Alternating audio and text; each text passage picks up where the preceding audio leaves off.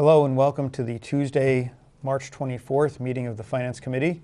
Hope everybody out there is staying safe in their quarantine or whatever, their isolation.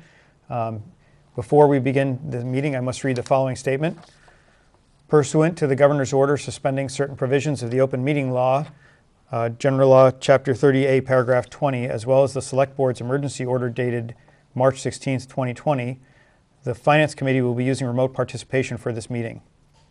The audio of this meeting is being recorded and will be posted to the town's webpage within 24 hours in accordance with the Governor's emergency action requirement of keeping the public informed of actions during this meeting. I would ask that all participants remotely attending this meeting please state your name for identification purposes each time you speak throughout the meeting. Okay, at this time I will take a roll call of attendance for the members. Okay, so I'd like to go down the list here. Mr. Maxwell? Mr. Maxwell here. Okay, Mr. Sparrow? Present. Mr. Murphy? Here. Ms. Zemer? Here. Ms. Nersessian? Yep, I'm here. Sue, just so you know, you're very low volume. Low volume? Yeah. Well, I have it down like you told me last time. I'll turn it up when I talk next. Okay. Mr. Alfred? I'm here. Okay, so we have a full committee in attendance. Okay. As a reminder, any votes we did, not that I'm expecting to take votes today, but any votes we take will have to be performed via roll call. But now we are officially ready to start the meeting. As you know from our agenda, the first thing up is the DPW budget. So with that in mind, Mr. Reese, you can begin. Make sure you identify yourself prior to speaking. Okay, Sean Reese, Director of Public Works. I'm going to review the water budget, highway budget, utilities coordinated budget, and have a discussion about the trees. So it's okay, we'll start up with the water budget first. Okay, now we have all these budgets. Okay. I just want to make sure we have them all since you're not on the Zoom and won't be presenting. So, if we're not showing them on the screen, or are we? Well, if I pull them up, I'll show them. I got to pull them up here. Okay. I just need to know when it was sent. I've been having trouble finding them in our email. Yeah, that's what I'm looking for. Hold on.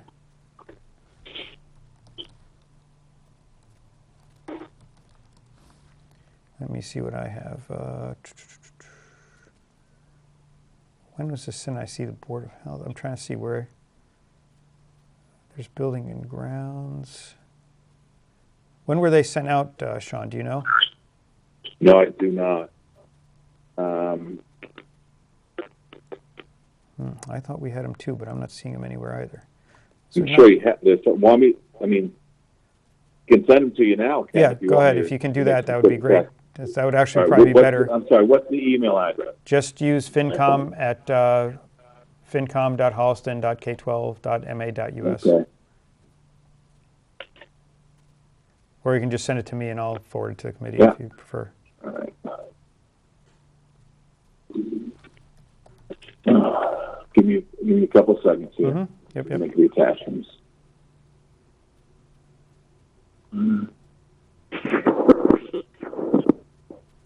Yeah, I'm not seeing anything from.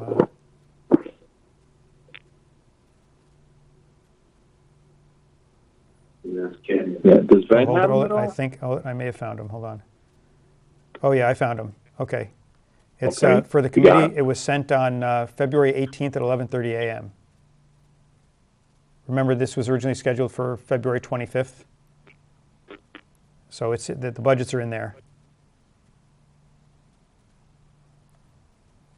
Sharon sent it out. So I will. So we're starting. What did you say with water first? Sure. Okay. So let me pull that up. Well, I mean, we come in under budget, under the guideline, under the 1% guideline. Okay.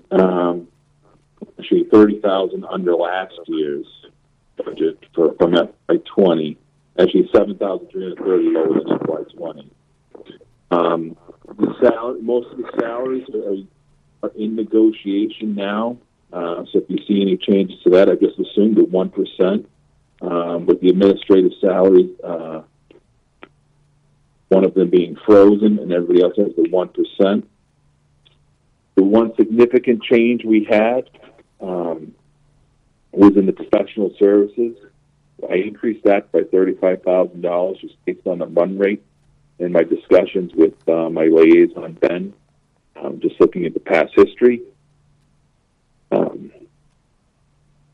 We had a decrease in personal services and our debt services.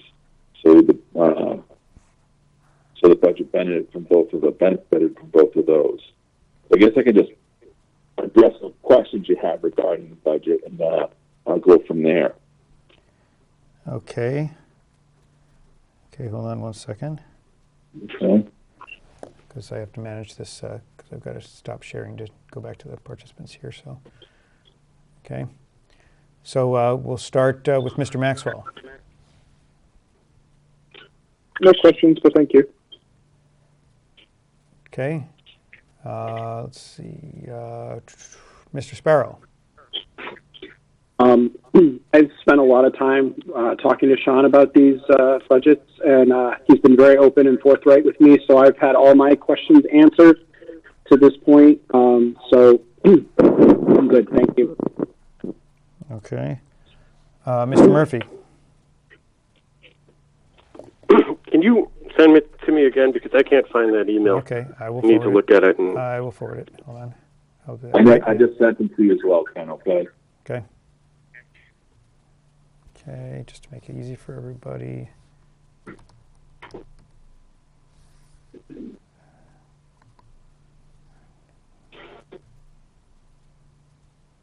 Okay, it's also on the website, by the way. All these budgets have been posted on the website.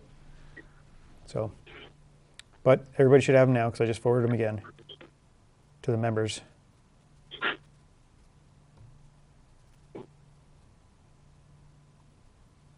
Okay.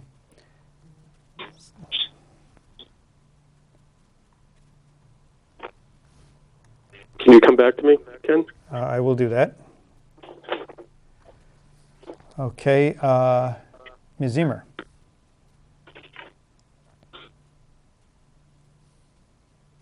No questions. Okay, Ms. Nersessian. I can't get it up on my screen, and it's not on the Zoom screen either, so I have to come back and ask later. Sorry. Okay, that's fine. Are you able to check your emails? Because I said I just forwarded the whole. I tried pulling it in through email, and it's not coming up. It's not loading for me for some reason. Oh, I don't know why. Okay. Okay, Mr. Alfred. No questions at this time. Okay, that's an easy one. So yeah, we'll okay. Proceed, Sean. Go. What do you want to cover next? Okay. Just move along to the highway budget. Okay. That budget's a little bit tighter, but it did come under guideline at 98%. Majority of those, the line items are, again, employees are union, those salaries in negotiation, but it does assume 1% across the board. It looks like there's a 2.23% change. That's just due to step increases throughout the year and attrition within the department. No employee received over a 1%. Okay, we had you'll see a big decrease in longevity. That's due again to attrition in the department. And everything else we made few changes in some. We've increased. Actually, we didn't increase anything. So everything is kind of plateaued in order to meet the guideline. It did come under guideline. Okay, so obviously we cannot discuss status of collective bargaining because I assume that it's still Correct. ongoing. So I just want to know. So you assumed for purposes of preparation of this at 1% for those covered by collective bargaining. Okay. As instructed, with the two administrative salaries are frozen. Okay. It looks like there is an adjustment to them, but that's just due to, I guess, what was remaining for the, it's a difference between a few months, but there's no increase in those salaries. Okay. That being the director and the superintendent. Okay. Okay, let's see, I'm looking at this now. Okay, we can go down the list again. Mr. Maxwell? This is Mr. Maxwell. I'm all set. Thank you, Sean, for the efforts to try to keep this at guideline. I know that's a very tricky and hard proposition. I don't understand where that can you, what was the question? No, he's just saying, good job staying on guideline. Oh, good. Well, do our best. It's a credit to Ann Kellogg and Tom Smith and Ben, who helped me prepare these budgets. Okay. Okay, Mr. Sparrow? I don't have any questions at this time. Thank you. Okay. Let's see. Try this again. How's that, Sue? Okay. Mr. Murphy? Did you say Mr. Murphy? Yes. Okay. I'm going to follow the same order just because it's the order listed on the Zoom participants. So. Great. So Vincent Murphy here, and John, thank you. A couple of questions. We're in a really interesting situation right now, and we're concerned about everything financially. I'm looking at energy and utilities. Yes. You have a run rate of about $6,000, and you're just taking year over year $9,000, which was appropriated. If we push came to shove, could you push that down? And I guess what are the fuel systems? And thinking all the different things that are related to fuel, because right now the prices of oil is dropped. So, yeah, I mean, I prefer not to make any decrease in those line items. So the numbers you're looking at are I think you're right. Based on the run rates, we're not at the 9,075, but we do. We do use it from the family, so we do tap into that further. If we're a little short, if we have too much money in the energy utilities, and we're short in the engineering, then we'll use it from that family. So, again, if push came to shove, you're going to do what you need to do, but we've maintained a 0% increase and try to utilize within that group of family if we need to. So the buffer is good to have there. Okay, so Sean, just for clarification, what exactly is covered by that line? I mean, in terms of, is it electricity, is it gas, is it, what energy? Utilities is basically the lights. It's pretty much the lights. Fuel for the generator. That's it. So pretty much as the energy and utilities, just to run the facility. So right now the last check I had, we're at $3,380 expended. We've got a couple more months to go in the fiscal year, but that's the majority of the lights is what I had the line item for. Okay, so does that cover anything oil-based like gasoline, diesel, or is that just all in the motor vehicle fuels budget? No, it does not. That excludes gasoline. Okay. It's just the utilities to run the highway department. Okay. Okay. Sorry, Mr. Murphy, continue. You sure? Yeah. Okay. What goes into professional services? I think we've asked you before, but just to get on this year's record. Mm-hmm. I'm sorry, what was the question? Professional services. What goes into that line? Right now, you're running. That's all of our recycle 66. center, brush grinding, sweepings, catch basin removal, Woodland Street removal that's about $20,000 a year. The brush grinding cost us $9,000 a year approximately. So that's what we use the professional services for on the highway. Anything related to the recycle center, anything related to sweepings, catch basin removal, disposal of material. And that's what we use that line item for. And the road rehab, does that come out of the general operations, or do we get funded by the state for that $320? Give me a second to look at. So $320. $320,875. That would be, well, that, let me find it. Okay, road rehab. Hang on a second. That is not Chapter 90 money. That is an encumbered amount that we tagged with the project. We use it by July 1 the following fiscal year. So we use it as part of road paving, but it's not, it excludes Chapter 90 money. We use it for culvert repair, things like that. So it's over and above So we're putting into the money encumbered year after year and assigned to a particular project, but it is not Chapter 90 money. Okay. That's it. Okay. Ms. Ziemer. I was just wondering how realistic your up-ranch amount is. It's not realistic at all, but that's, I figured it'd be part of this discussion this evening, so I just kind of left it at 0%, but I figured that's kind of an addition to this budget. If you can approve the highway budget as it is, and then we'll have a discussion what we see as a betterment to the town as far as how do we want to approach that. Ben and I have had lengthy discussions over that, and I can certainly get into that now, or we can save it for a few more minutes, or whatever, however you want to proceed.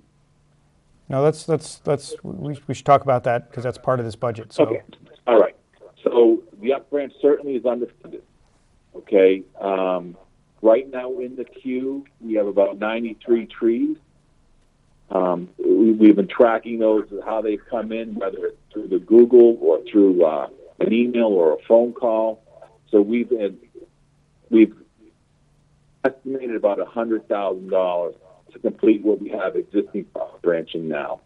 So that run has come down a little bit as far as we're not getting as many trees coming into the queue. It's slowed down to 4 in the month of March. We had 6 in the month of February and 3 in January for 2020.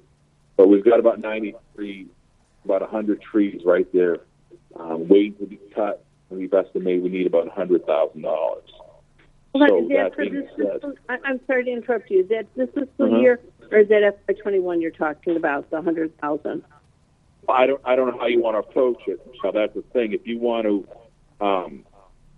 just fund the up branch as it is now, with the 32,000, then do some type of transfer of 50,000 now, or try and push it off as long as you want.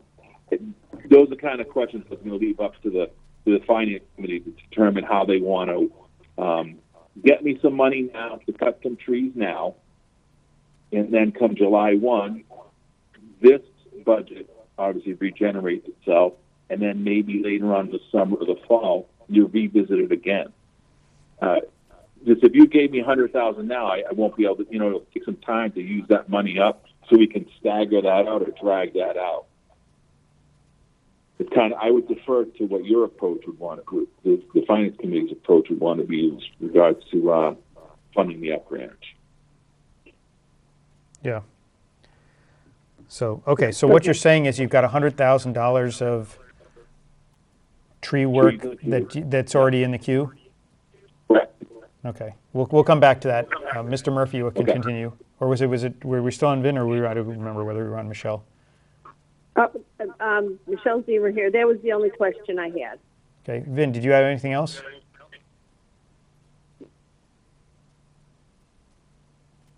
Vin? Sorry, I had you mute. Yeah. The problem with this. No, I don't have any questions. Thank you. Okay. Ms. Nersessian. So I was going to ask the same questions both that Vin and Michelle did, and I think what I've heard is that the information in the budget isn't currently accurate, and we need to figure that out after. And I'm a little unclear how we're going to get the accurate information into the budget and when we're going to re-see it. So I think we need to be clear on what's the true need around up branch, and where is the energy and utilities really going to end up, and so what's the true budget number for next year? Not that we're going to massage the numbers later on in between budget items. I think we need a really solid budget, and then how are we going to get to the 1% with the correct information? I guess that's my question.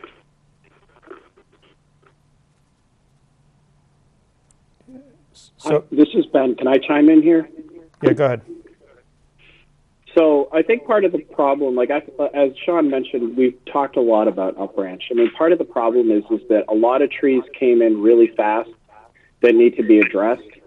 And if we say put in $100,000 line in this budget, it's not necessarily going to be accurate as a run rate moving forward, and we'd be appropriating against the $100,000 Upbranch. And part of it is, the thought when we talked about it was thinking that, there needs to be sort of like money to take care of the trees in the queue, and needed to sort of take some time to sort of see what the run rate was, and it's running at about like a tree a week. But that still could slow down even further, or it could pick up because there's a huge storm, say, for example. I mean, it's the hard part about this particular line. What I had suggested is that we look to try to get some money into it sooner, like Sean was saying, to try to take care of as many trees as possible, and then try to revisit in October. I mean, to sort of see where things lay at that point, because some of these it's hard because there might be a couple trees that can be done at once and it's a little less expensive, and then there might be a couple others that are a little more expensive. So it's a complicated line, and to Sue's point, I think that is true that you want to have the actual rate, and it'd be great if we could get that number.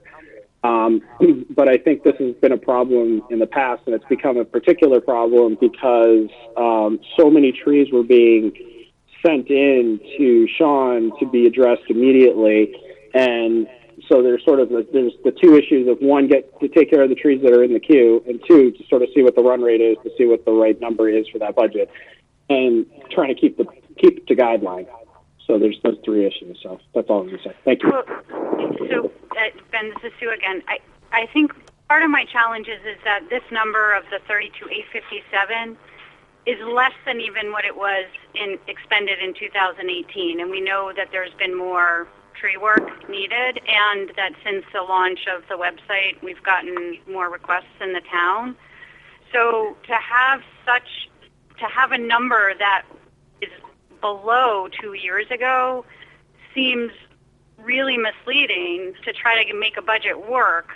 I'd rather have more of the right information in here, at least at the start, and then address maybe some overages later on. It just feels somewhat misleading, quite honestly, because we're at a 1%, but there's no other cuts that are needed because we really don't have accurate information. Right, and one other thing I'd point out about this is, in the past, we've been able to do reserve fund transfers to cover this because they were unexpected expenses. In this case, it would be hard-pressed to come to us in FY21 and say, I need a reserve fund transfer to fund trees because I intentionally underfunded an item that I knew was $100,000, right? That doesn't pass the unexpected or unanticipated test. So this budget has to reflect the accurate amount on Upbranch. Okay. Well, and energy and utilities. I think that we should reevaluate that to Vin's earlier question. If that's not the right number, then let's get the right number in there and relook at the budget. Right, and one other comment. Again, I don't know if you had anything more, Sue, but one other comment I would make about the whole Upbranch thing is, when we funded it earlier via the reserve fund transfer, we, as the point's been made already, right? This is because we have these new means of reporting trees, and there's this backlog and all this, right? I see that there are some notes with it that talk about the run rate, but we should, there's a finite number of trees, and there's a steady state run rate we're going to get to at some point, right? And so I think that that's also important to be aware of, right? If we sat there and said we have a backlog, we need to take care of it. But what we have to do at some point is determine what is the ongoing run rate once we catch up, right? And it looks like that's starting to settle out, and that should hopefully be a lower rate than what we might need in the short term, and that's the other important piece there. So in other words, if it's raised, if your argument is, well, we need much more in FY21 to catch up on the backlog, right? Maybe in FY22 you need substantially less because you're caught up, and that's what we need to find out. And can I just ask one question about branch? Sure. Is each one of those trees needs to come down or needs to be trimmed? Is that a tree that is just an inconvenience, or is it a tree that if it falls, it's going to do damage to a person or the property? You know what I mean? Is it just going to come down and it's going to be a nuisance, or is it a hazard? Right. Just because, and I guess the question is, because a tree is reported, do we do an assessment as to whether it's a hazard or whether it's just a nice to have kind of takedown? Do we have a priority that way? Sean? Okay. Yeah. So questions are the trees deemed a hazard that is nice to take down, correct? Yeah. The question. They be deemed within the public way a dead tree that requires a removal. Those are the only ones that make the list. Okay. So to Michelle's point, you'd be saying that they are potentially hazardous trees. Where they fall, they could do some damage. That is correct. We only cover trees within the public way that are hazardous. Okay. Thank you. Okay. Sue, you can continue. I'm all set. Thank you. I guess I must be echoing again because I got muted. Yeah, well, we're just testing it. When we hear the echo, we just test with different lines to see. So if that happens, that's just us. I'll turn down the volume again. Yeah. Thank you. Yeah. I'm all set. Thank you very much, Ron. Okay. Yeah, I just had a couple of things I wanted to ask about. Let me get back to the budget here because I was just. We talked about the up branch. Do I get a chance? Oh yes, Mr. Alfred, go ahead. Sorry. You scrolled off the bottom of the participant screen, so I didn't see you there. Go ahead. I barely count. One question I have is that I know it's not technically part of this budget, but is the snow and ice and where we sort of sit there, and if we had to spend any money yesterday on that small little squall that we had that ended up turning into a fair amount for a little, at least enough to be a nuisance. We did have to go out yesterday to salt the A and B roads. I don't have the storm yet, so I don't know what that cost. I know a portion of it was on overtime. There were no contractors called in, so I imagine it's probably going to be somewhere around $5,000-6,000 based on material alone and some overtime, Dan. But I'm not exactly sure. I don't have the report yet. We did request to deficit spend of the snow and ice, but I honestly don't have an updated budget with that. I don't know where that number lies. Okay. And my other question, clearly no one is not watching what's going on in the world and with potential ramifications and impacts on budgets. I know we've been talking a lot about adding things to your budget to make it even larger. My question would be, where would you find room if we had to come back to you and say we actually need to cut your budget by, I'm just throwing a number out there, 5%? I see no position to do that. No, but that's not a choice. At this point, if we're asking you to, but I'm just saying, that's I'd really have to take an additional look. To be honest with you, right now I see no room to do that. Budgets on the highway side is so close, but I mean, if the guideline were 2% under, then we'd have to go back and take another look. Which, if you requested, we would do that. Do you know what I mean? I don't know which particular line item without really going over it. I could go slash 10% out of it. We'd have to take another look then. Okay. Just my advice, and it's what I would be saying to everyone who comes before us, is start looking. I have no idea, but start at least thinking about it. Don't make any decisions or let any, start publicizing anything about what you would potentially do, but we can't make a guideline though, Dan. So I'm not going to prepare multiple budgets for. No. Nobody's saying prepare that, Sean. What we're saying is be aware that might be coming. That's fine. If you're sure. John Cronin. Yeah, no, I'm not asking you to make any new budgets or prepare anything. You did exactly like what we asked you to do for when we asked you to do it. Life's changed, and so. I understand.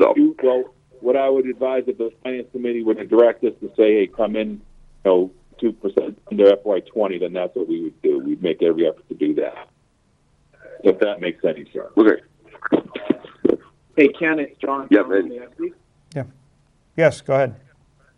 To Dan's question, and I think Sean's response was appropriate. I understand why Dan's asking the question. We are well aware of the circumstances involving the local and national economies. Over the last 2 weeks, we have discussed at our open meeting the need to monitor these conditions. Last night, we tasked Mr. Ritter with informing Ms. Bousquet that we want a real-time revenue report so that we can understand and monitor any trends locally and at the state level that will affect revenues. Furthermore, we're going to be monitoring the House Ways and Means budget, which is due out around now, as you know, but I understand it will be delayed. I don't have a delivery date yet, but that budget will also be a major tell on which direction the FY21 revenues will be trending. I think it's a little premature to put numbers on what we all expect to be a downward year, but rest assured we all are committed to making sure that it's a responsible step in the right direction. Think about it, but Sean's right. I think we can't give Dan answers spontaneously about where we're going to start finding savings. I think if we're going to do it, we need to do it with some thought and obviously with some targeted numbers that reflect the revenue impact. Thank you. Fair enough, John. This is Dan again. The 5% was totally. I was that wasn't like a real number, if you will. More for illustrative purposes. But needless to say, we have other levers that we can potentially look at for the, there's a whole reason we built reserves and everything. But needless to say, no one's going to restaurants for the most part, right? That's a huge, source of revenue for the state. Their unemployment is going up. It's going to be bad, and I'm not even sure that the state can make a budget right now because they have no idea what it's actually going to look like. So, it's going to be a long, arduous process. Put it this way, Dan. If you need me to revisit the budget, if we got to make cuts, then we'll follow the. No, Sean, you're good. I just want everyone to be thinking, where they might find savings. That's sort of my and not necessarily making them public, but just just in their own heads, thinking about where they may be able to find some extra money to save. Okay. Okay. Yeah, that's all for me. Okay, that's all for you. Okay, so as I said, I just had a couple of comments. I was looking at the run rate email. Not the email, the document you sent, Sean, that has the info on the tree removal and the up branch, right? And okay, yeah. You see the initial spike when the online notification went live in August, right? There was a spike, steady drop. A little bit more in October. I'd expect that you get most tree requests late in the summer or something when these trees are visibly appearing to be in trouble, right? So, but I'm noticing that it's, other than that, it's dropped off. Dropped off substantially, obviously, over the winter, and even like through last summer, before you had the Google notification, there was a steady rate of 5 or 6 trees. So have you computed, if you just assume that as a nominal run rate and say instead of you had 93 trees there, right? It looks like your steady state might be substantially lower than that, maybe 40 to 50, right? Have you looked at what that would translate into in terms of an ongoing up branch budget? Well, I think the goal has always been to kind of be right around what we have in the budget, which is right around somewhere on that 38,000. If we can stick to that, if we can catch up, I would, like you said, I would anticipate the run rate to decrease, for these calls to slow down, and it's reflected in that sheet. So the hard thing is to catch up to what we've got in the queue, but it's not a perfect science there, but I like to think that we're always trying to hit that appropriated amount, which right now is about that 32,000. Okay. It's not a perfect thing. I can't tell exactly, but certainly the run rates drop. If we can catch up on these trees, then I think we would try and do it with just solely within the operating budget. But I've said that the last 2 years. Right. And each year I have to come back and request additional money. But maybe now we're finally catching up on these things. Well, it looks like we're not yet, right? No. So the other question I have is, I mean, I know this has happened a long time ago, but when Mr. Aronian was the tree warden, at one point he did essentially a survey where he drove around town and he looked at a lot of the trees and looked at a lot of, and he kind of, I wouldn't say did an inventory. I'm sure he didn't go to every single street and inventory every single tree, but he did kind of this one pass where he drove most of the streets in town and marked all the trees that were in trouble, and then went and figured out how many there were, right? And was able to say, okay, we've got 75 trees that are in trouble that probably should come down, and some of them we can do in-house, some of them that kind of thing. Do we have that information anymore, right? It's obviously been, as I said, probably about a decade since that was done. Well, I don't think we don't have a tree inventory any longer. Well, as I said, it wasn't so much an inventory. It was like an inspection where the inspection result, because that's the answer to this question, right? If the approach we're taking is to just wait for trees to be reported, right?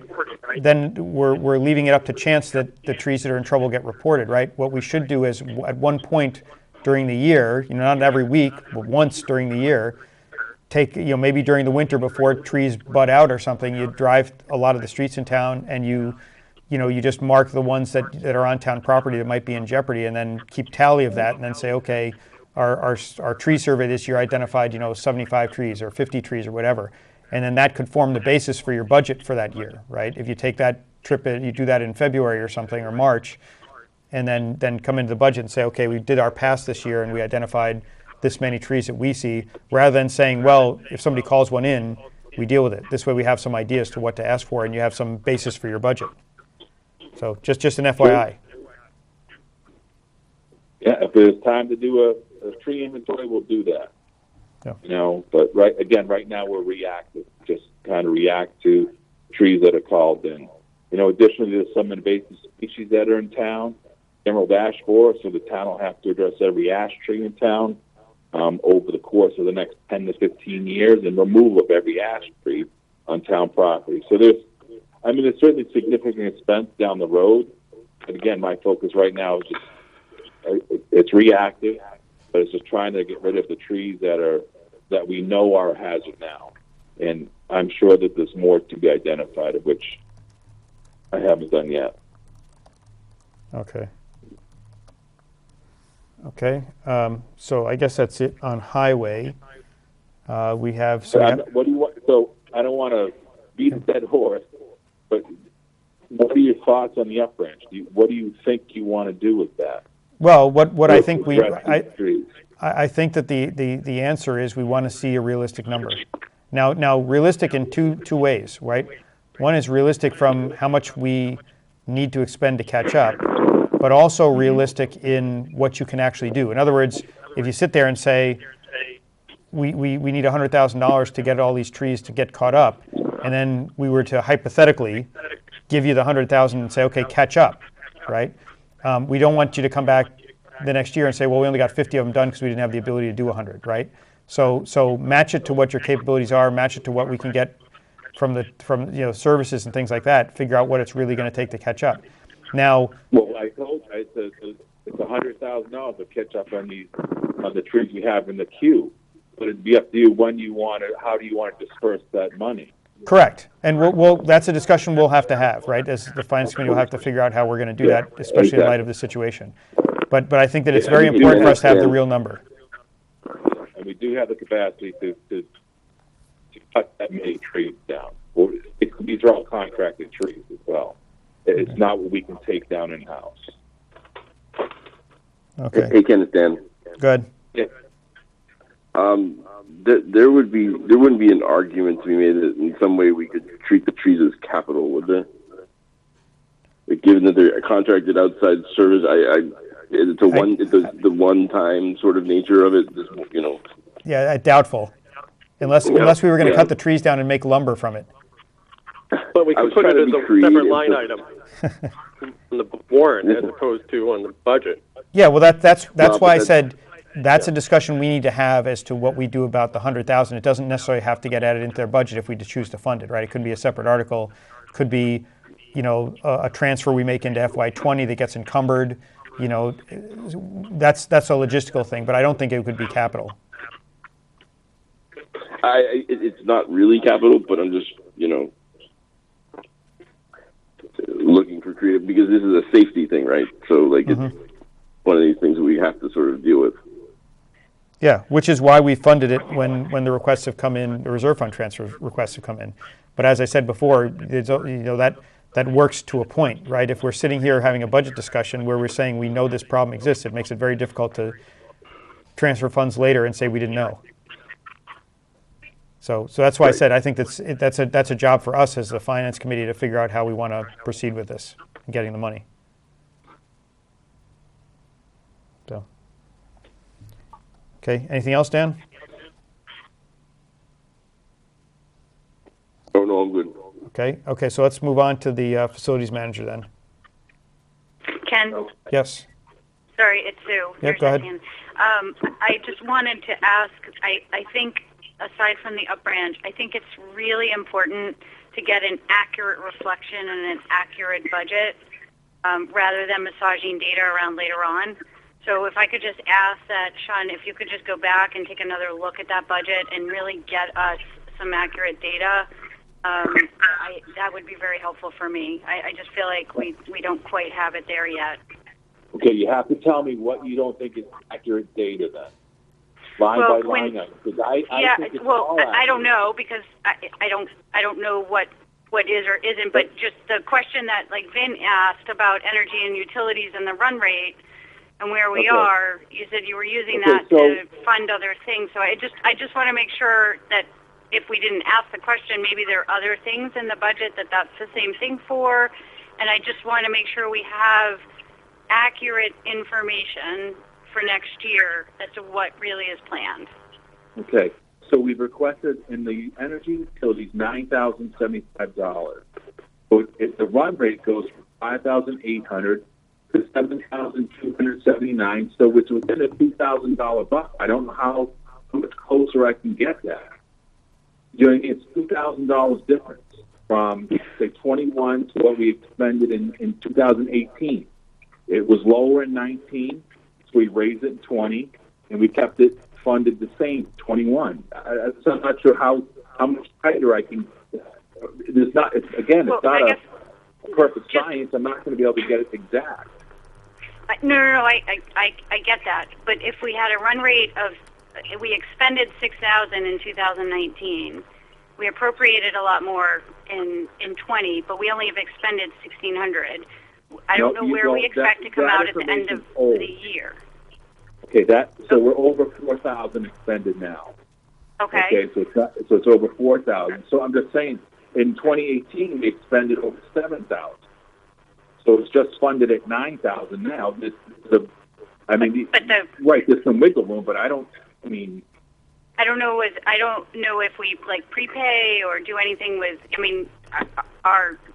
The oil prices have plummeted. Plummeted. Okay. So, are we going into? Do we really need 9,000 next year? All I'm asking for, and we can do this offline. I'm just asking, just take another look.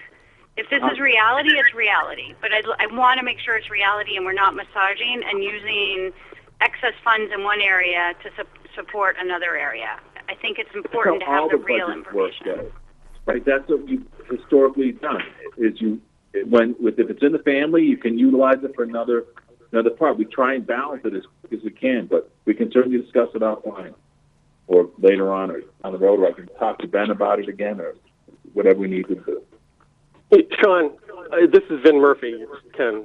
Yeah, go ahead. I just want to point out that's not a correct way of budgeting. You might do it, but that's not a way you should be doing it. Well, let's keep this as an excess because then at the end of the day we're going to borrow. No, a budget should be this is what we plan to do, and based on information we have now, which is the oil tanked and now the prices are into the hole, we're asking you to go back and look at it and say, yeah, okay, this is really what I'm going to do. We appreciate what you've done, but to be honest, there's room in there we can look around. And instead of saying, let's move $100,000 over from the free cash to fund up branch, can we take any of the money from all these other lines, use it for up branch?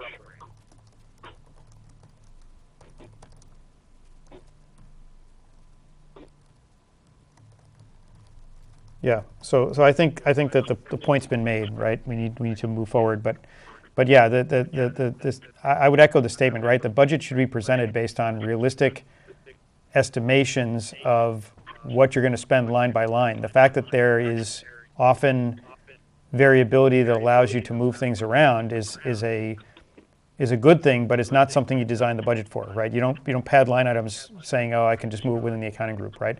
And I think that's last year, Ken, when I had the up branch and exhausted, you said there's money within the budget. No, so that's what Sean, let me clarify this, okay? In the year, when you get to the point in the year where there might be a budget issue, yes, you have the ability to do that, right? But you don't prepare your budget in anticipation of that. In the ideal case, your budget is accurate and you spend exactly according to each of these lines. I haven't anticipated, and I'm saying if it comes to that, down to that, that's what we do. But we don't anticipate overfunding any particular line item to use it somewhere else. Okay. But at the end of the year, if we have to, that's what we do. Correct. But just to be clear, that's not what you said earlier. When Mr. Murphy asked you about energy and utilities, your exact words were, we overfund that so we can use that money elsewhere in that group. And that's what got everybody going. All right, well, we don't do that. I misspoke then, but we try to budget each line item as we see, we forecast, and at the end of the year, when things go over, we're able to, use it from a different line. Yep. Okay. And can I just add, not to hype on the whole thing, this is Vin Murphy again. That's why we're asking you to go back, based on information we have now and the whole markets and oil and utilities and what we foresee, to go back, sharpen your pencil, and look at the numbers again. It's a reasonable request from us.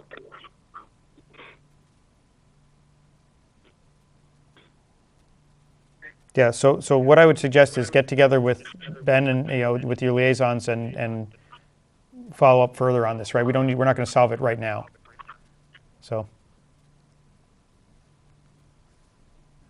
okay, but I do have one other thing not related to highway, right? If we move on, the budget you sent, the email you sent, Sean, for the facilities manager has the forestry budget in it, not the facilities manager budget. There's one that has. When I open up what's called facilities manager budget, it says forestry budget. Okay. Well, it should say facilities manager on it. Let me resend that to you then. Yeah. Well, that's we had initially thought of maybe breaking out the forestry budget with own. Yeah. No, that's what I assumed, but I just wanted to tell you that wasn't the budget that. It's a 2021 facilities manager. When you open that, it doesn't go to a. Nope. When I open 2021 facilities manager, I don't know if it's just me, but I'm saying I'm clicking on it right now, and it says forestry budget. Tabs in the bottom, Ken. Oh, okay, I see. Highway facilities. I got it. Okay. So you had all three in one spreadsheet. Yes. Okay. Well, no big deal. I don't know. Yeah, that's fine. That's fine. Okay. So cover the. Scramble to send over something. Okay. So go ahead. You can talk about this one. Okay. Obviously, it's very straightforward. So for this budget, we've for 2021, based on the presentation I was given, we requested the fiscal year for the administrative salary, and then some office supplies and other expenses. So it's $121,037 for the total that that facilities coordinator budget, facilities manager budget. Okay, I don't really know how much you want me to expound on that. Yeah, one thing I want you to expound on is that this budget makes no sense. The reason I say that is because you've got $500 in office supplies and you've got a salary. And then you just have a total that says other expenses, but what, that's not acceptable for a budget, to have a line that says 25,000 other expenses. What is that accounting group? That looks like it's supposed to be a total. No, John seems to think it's the vehicle. Well, if it's a vehicle, it shouldn't be in the budget. Right. So he needs. Right. So there's going to need some more. He's going to need some type of to get other expenses in there. If you want to exclude the vehicle, then there's going to need some type of money for software program, his computer, his office supplies. I tried to make it as minimal as I can, figuring that you would take a look at it as well. Mm-hmm. And see what was needed for him. So. Yeah, and that's fine. I understand this is a new position, but it's just one of these things where I'm just saying that it's almost like a budget that just reads salary and then a line that says everything else, right? That doesn't help us. I think they have that as an indirect cost, which was the health insurance in the presentation. So there's the salary, then there's indirect cost for health insurance, etc. There was some equipment, computer, phone, and miscellaneous stuff. And then I don't even think that 25,000 is the cost. I think that's completely removed. But I think the other expenses is indirect costs, the health insurance, all that, etc. Okay. So I don't. Again, so this. Go ahead, Sean. This budget, you can. I don't know how to say it, but fund it somehow. The guy's here, so he needs a salary, and then I kind of spitball. I think he needs $1,000 in office supplies, $500 in office supplies, and then some other stuff. It's open to your however you want to fund it, really. For lack of a better word, I'm at a loss with this budget. Every salary, and then whatever else you can give him. He's going to have some software that's $10,000 just for his school due type of software, and then other expenses. So, okay. I imagine it's going to generate a ton of questions. Okay. Well, since this is a 3-line budget, I'll just open the floor up to questions. Just state your name before you say anything. So if anybody on the committee has... This is Sue. I think we need a budget, so I don't know. I'm sorry, I don't know who the individual will be reporting to, but someone needs to sit down and do a budget and then present it to us. So I just would ask that happen. The budget, you do have the budget right there for $121,037. I'm sorry, it's Sue again. But we just heard a number of other things that are needed, so... Clearly, there's more to the budget. We can't create something. That's not our role. So someone who this individual is going to work with needs to sit down and say, what's the budget for this area? Because if not, they're not going to be doing anything except for getting paid, right? They have no supplies. They have nothing. The presentation that was given to you, the presentation, the facilities manager position, went to you September 16, 2019. There's no change in the numbers, really. It's all right there. What the salary, some indirect costs, excluding the vehicle. It was in the presentation that was given to you. I just kind of mirrored that presentation. Okay. I think that basically, Sean, I think the message to be taken from this is we need detail on what those other expenses are. Ken, may I speak? It's John Cronin. Yep, go ahead, Mr. Cronin. Therese is right. budget you're looking at is the budget request for the facility manager's role in FY21. The plan that was provided to the Finance Committee in the town meeting for FY20 included an FY21 budget. It was $97,375 for a base salary at the time. That was expected. There was a 2.5% growth. We added indirect costs of $24,000 for additional personnel costs. We plan on buying a vehicle for this position in FY21 totaling $25,000 and the supplies totaling $100. We expect, if I could, Ken, I'm just going to briefly talk about FY20 and some of the expenses that I think your board may be conflating a little bit, if I could. Mm-hmm. Good. The position was filled in March, well beyond the projected start time of early January. Subsequently, it has generated a salary savings of approximately $24,000. That's salary and benefits. If we're looking at that that favorability, what we expect to do is to approach the Finance Committee after May 1st and discuss the procurement of one-time expenses, including software, which is the backbone for the position. I understand the facility manager has been collecting quotes and information specifically about that software that he intends to purchase in FY20, and it will have no FY21 costs associated with it for maintenance because those will be covered for a year. So in terms of tools and product, the position really needs the software in FY20, hopefully with the favorability from the surplus. But in FY21, just the reason's accurate. The position is simply looking for salary, the benefits that go with it, and the vehicle plus supplies. It's an austere budget. I believe in year 2 or beyond, we start to look at expansion of the position. Actually, it's in year 3, FY22. That's when you'll start to hear more about areas where it might be growing into parks, schools, new employees, and so forth. Okay? Mm-hmm. So you're basically saying that other expenses are all the overhead costs associated with the salary. Hold on, please. I said so basically your response is that the budget that we're looking at that has this other expenses item in it, that $24,000 is just benefit costs, et cetera, associated with the salary. I'm not saying that, no. Because you said this budget, you've already answered your question, Ken. That $24,587, I believe, is the vehicle. Okay.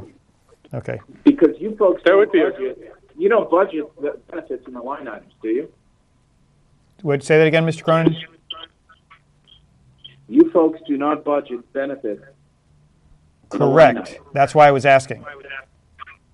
So the benefits were $24,343, but that was based on a 2.5% salary growth to 97. Mm-hmm. That is not the same number. Okay.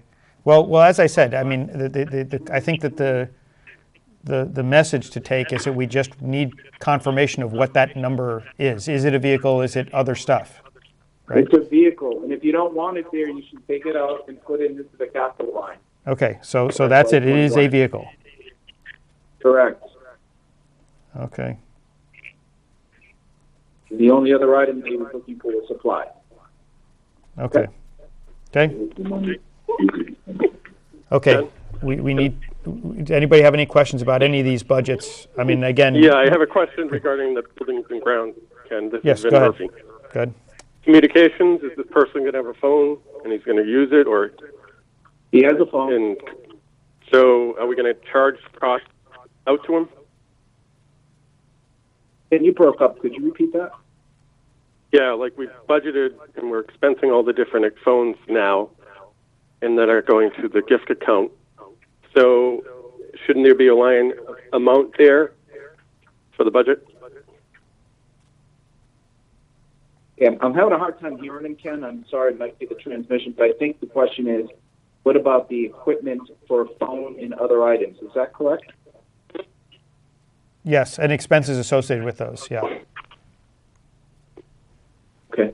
So he has a phone, and in terms of covering the cost of the phone, I defer to your committee.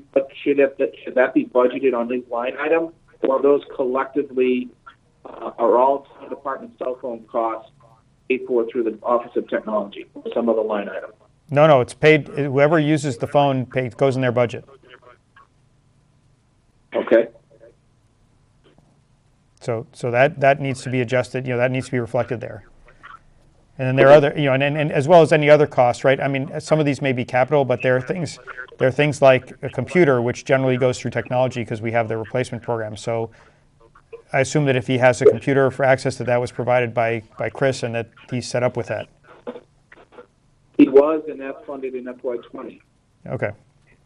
Yeah, and that wouldn't be in the budget anyway. So, but I think that's the key thing, is to make sure the budget reflects what the actual expenses will be for the position, and the materials you need. As I said, there's capital part of it too, which is the car. But if he's going to have a phone, for example, as I said, the costs of that phone have to be in this budget and things like that. Just be aware of that. Okay. So the takeaway is we need to amend the facility manager budget to include cell phone costs for FY21 and declare that the $24,587 that your committee is looking at right now should be removed and placed as a capital purchase for a vehicle in FY21. Yes. Okay. If there are any other questions or comments, we'll add those to that list. Okay.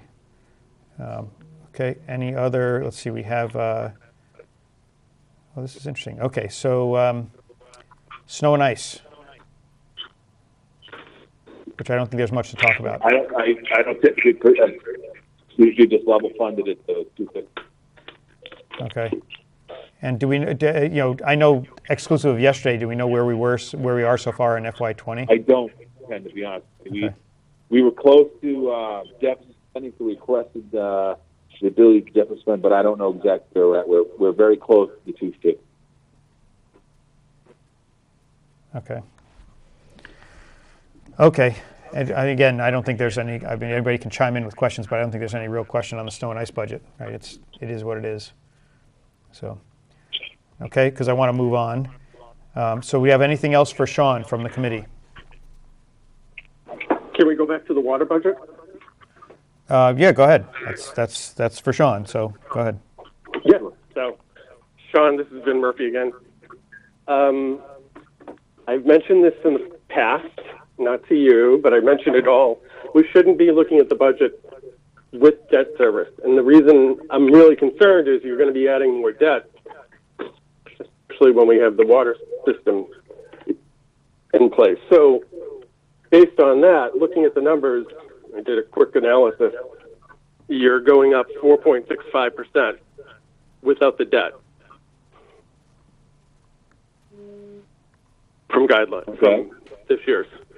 I'm questioning why, because it looks like you have several things that are going above guideline, like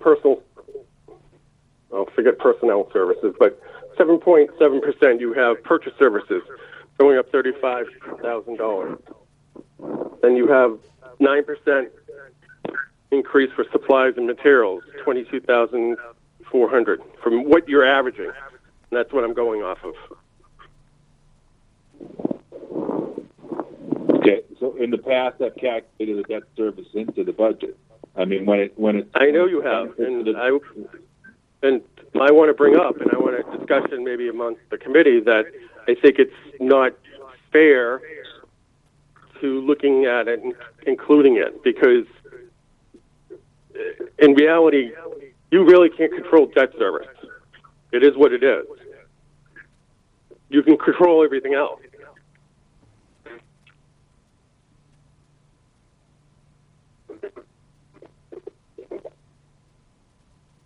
Oh, Michelle Zemer, it's because it's an enterprise fund. It's different than the other budget. No, I understand that, Michelle. I'm just saying, if you're going to look at numbers from a budget standpoint, you wouldn't include debt service. Debt service is coming outside of it. It is where you need these things to be done. He's going to be adding a lot of debt. It's going to go up debt service. So therefore, what's he going to do? next year? Is he going to have to go and cut everything else? No, what he's going to do is raise the rates. He's going to raise rates. Well, that's a different story entirely. I mean, we're looking at numbers regardless of revenue.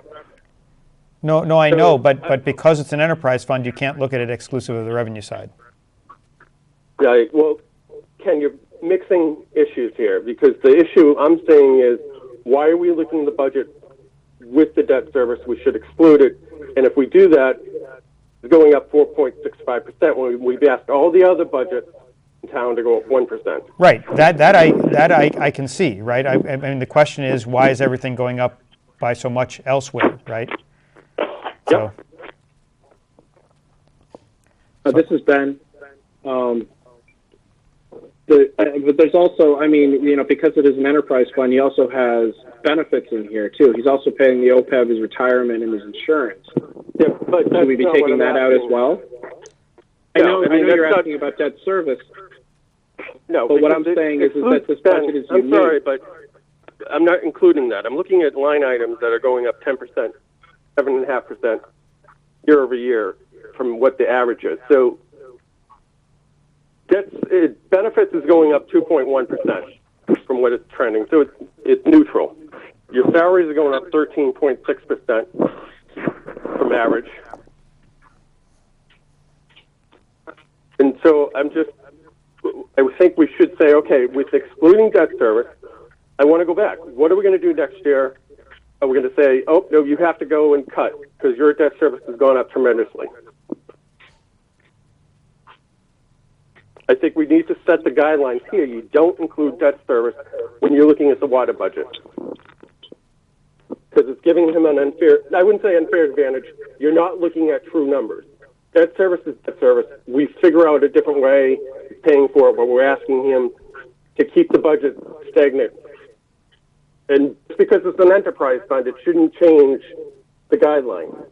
No, agreed. But one question I would have related to this, Sean, is what exactly is the increase in professional services for?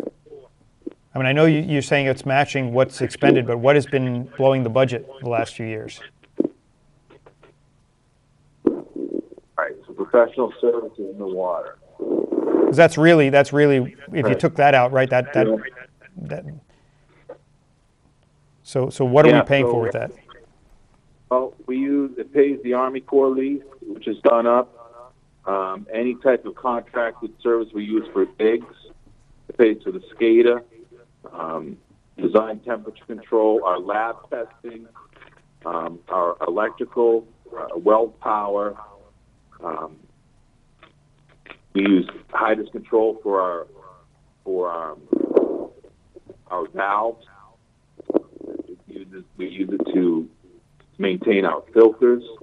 We use it this year to pay for the fire sprinkler upgrades that we had to do. So that's what we use that line item for. Okay, so one professional services. So Sean, one question I would have is, you mentioned things like paying for electricity for the well power. Why is that not in energy and utilities? No. Well power is a professional service that maintains our generators. Oh, okay. Nothing to do with electricity. Okay, just want to be clear, because that seemed to be a little odd. Yeah. So I raised it just because it seemed like it wasn't, again, to your point, it wasn't appropriately budgeted. So we thought we'd raise it to what we had historically spent, which is about the 150, somewhere around 160. Mm-hmm. The 120 seemed to be way under and not realistic. Yep. No, that's that. But if we took out, what I would do is, if you excluded the debt service, I would just remove that $35,000 increase. Yeah. And that's where that kind of. Well, what I would say, in the interest of time, because we need to move on, we have a bunch of other things to take care of tonight, is I think there are some questions. We'll discuss some of this as a committee, but I think that probably Ben is you probably need to meet with Ben. Ben can collect the feedback from the committee and then have follow up with you offline on some of this stuff to get some of this stuff straightened out. So I think there are some questions we need to dig into. And again, it's not not something we're going to solve here, but I think that some of these questions do need to be, looked over a little bit. And again, just to make sure that we understand what's in what, because what we're finding is that, things like you mentioned the Army Corps lease being in professional services. Well, technically I know it's been that way in the past, but it probably shouldn't be there, right? That should be a separate line item for leases. That's not a professional service, things like that. So that's why I said let's. If nobody has any other major questions for Sean, I would suggest that the committee follow up with Ben and let Ben, as the liaison, talk to Sean about clarifying some of this stuff. I just think I've met with Ben for hours on these budgets. I think and I've presented these the last 5 years in the same exact fashion. And this year, I feel like I'm being completely hammered in presenting these budgets to you. Now, I don't know if it's whether or not it's all over the phone or it's because, I'm not face-to-face, but I hope that you're micromanaging each one of these budgets that get presented to you. And Sean, just to be clear, there are two things that are different this year. Okay, two things that are different. One is we know we're facing difficult budgeting times coming up, so there's much more pressure for us to identify where there might be funds available, right? So that's certainly, and to be honest with you, that's going to be on everybody that comes before us going forward. But the other thing is, look, we learn new things every year, right? When we review the budgets, there are some things that catch our eye one year that don't catch them another year, right?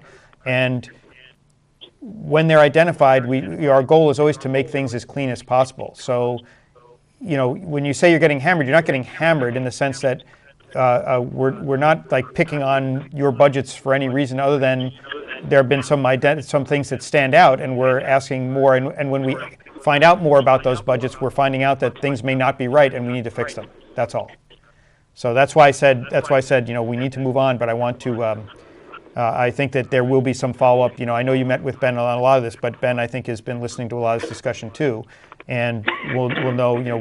We'll have him just follow up on some of the questions and concerns that are on.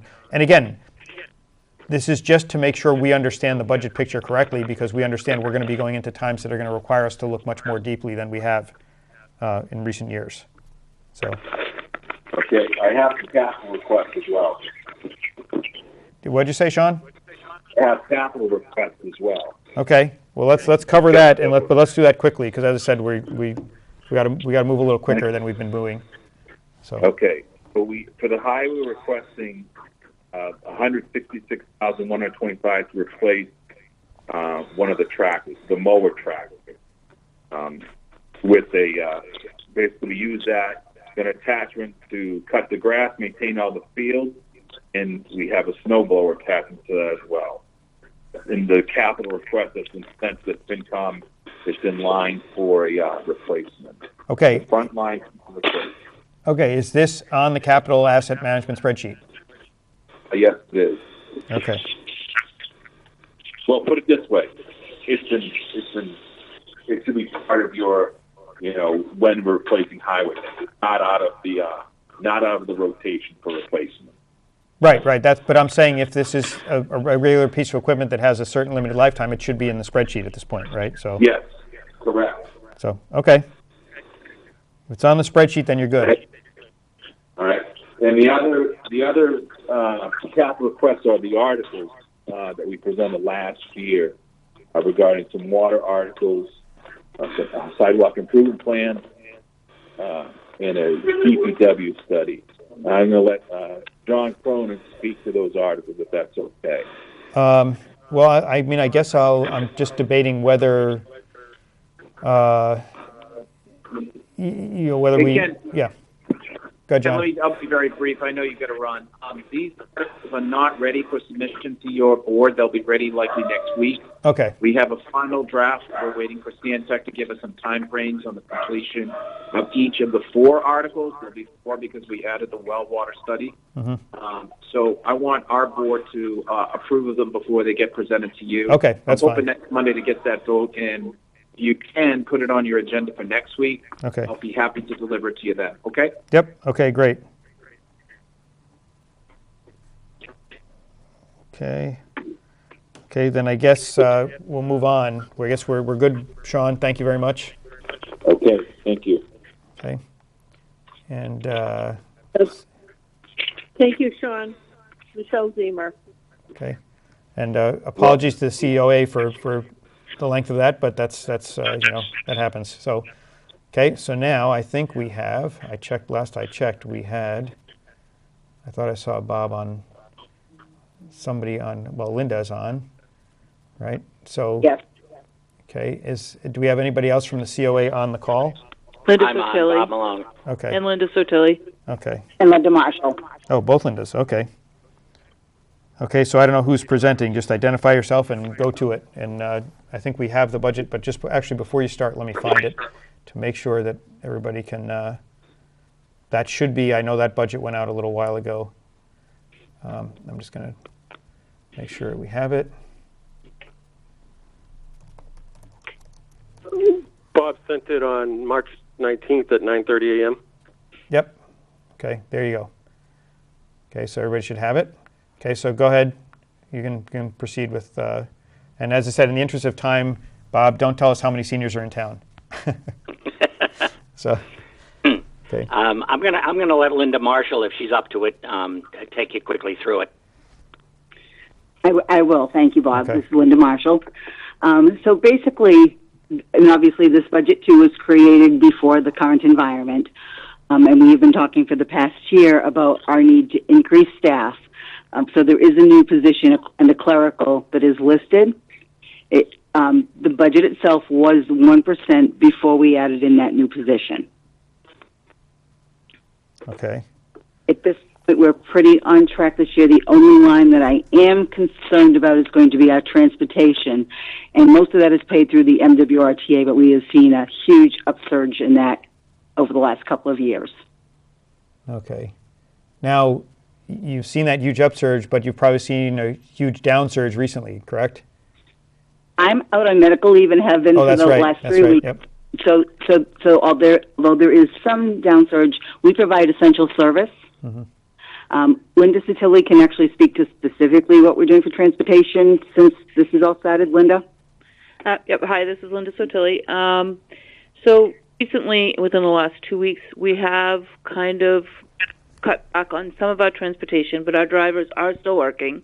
We are still taking people to medicals. We're figuring out a way to safely get people to the grocery store.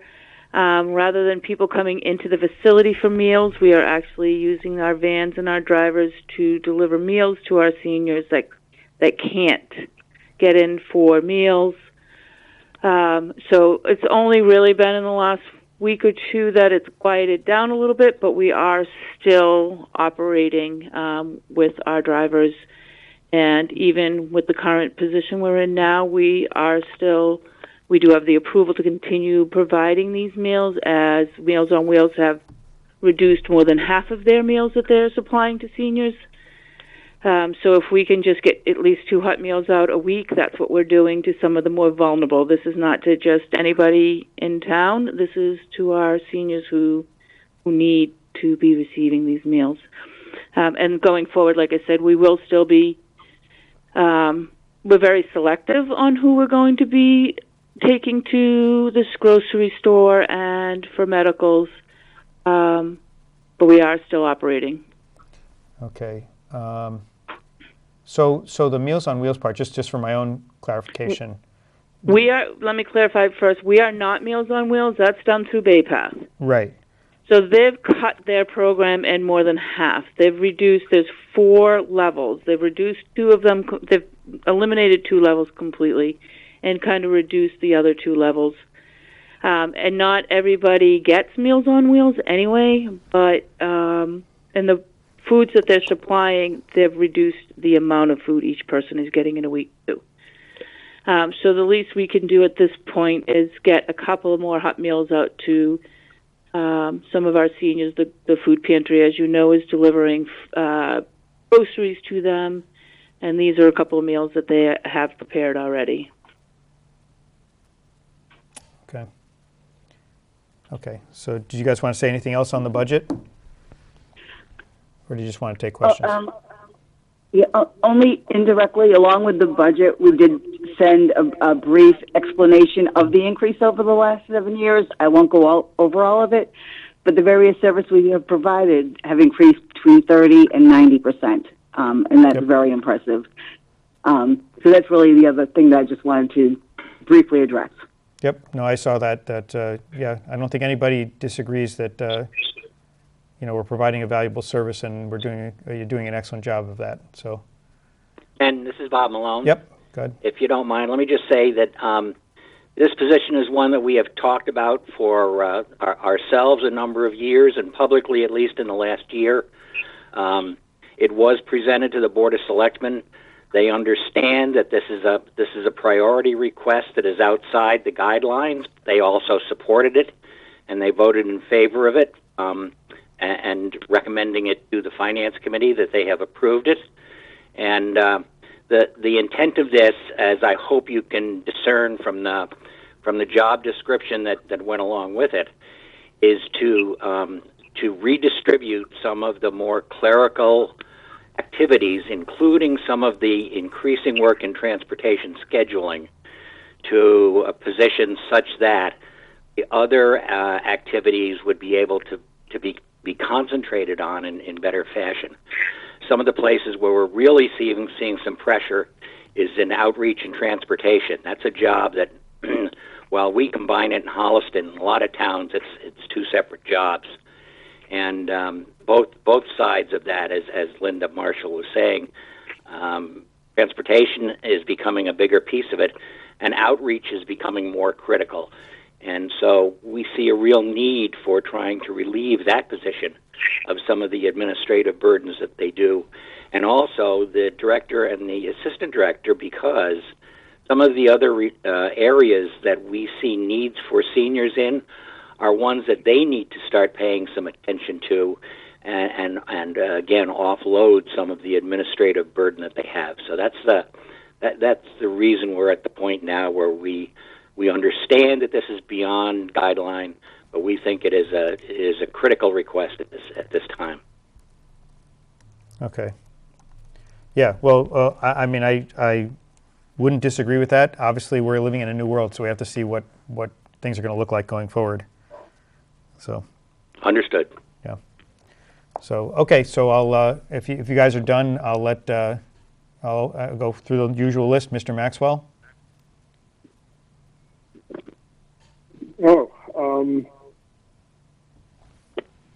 So with the costs for delivering these meals, are these coming out of the senior center van revolving account? How are you paying for those? Which line? If I heard you correctly, you're asking where the meals are coming from?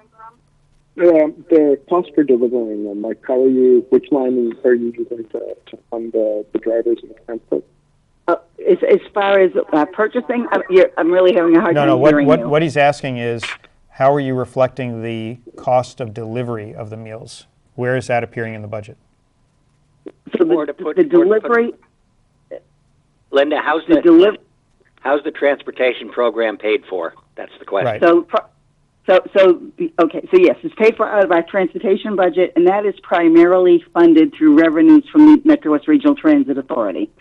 On the regular salaries, there is a $5,000 line.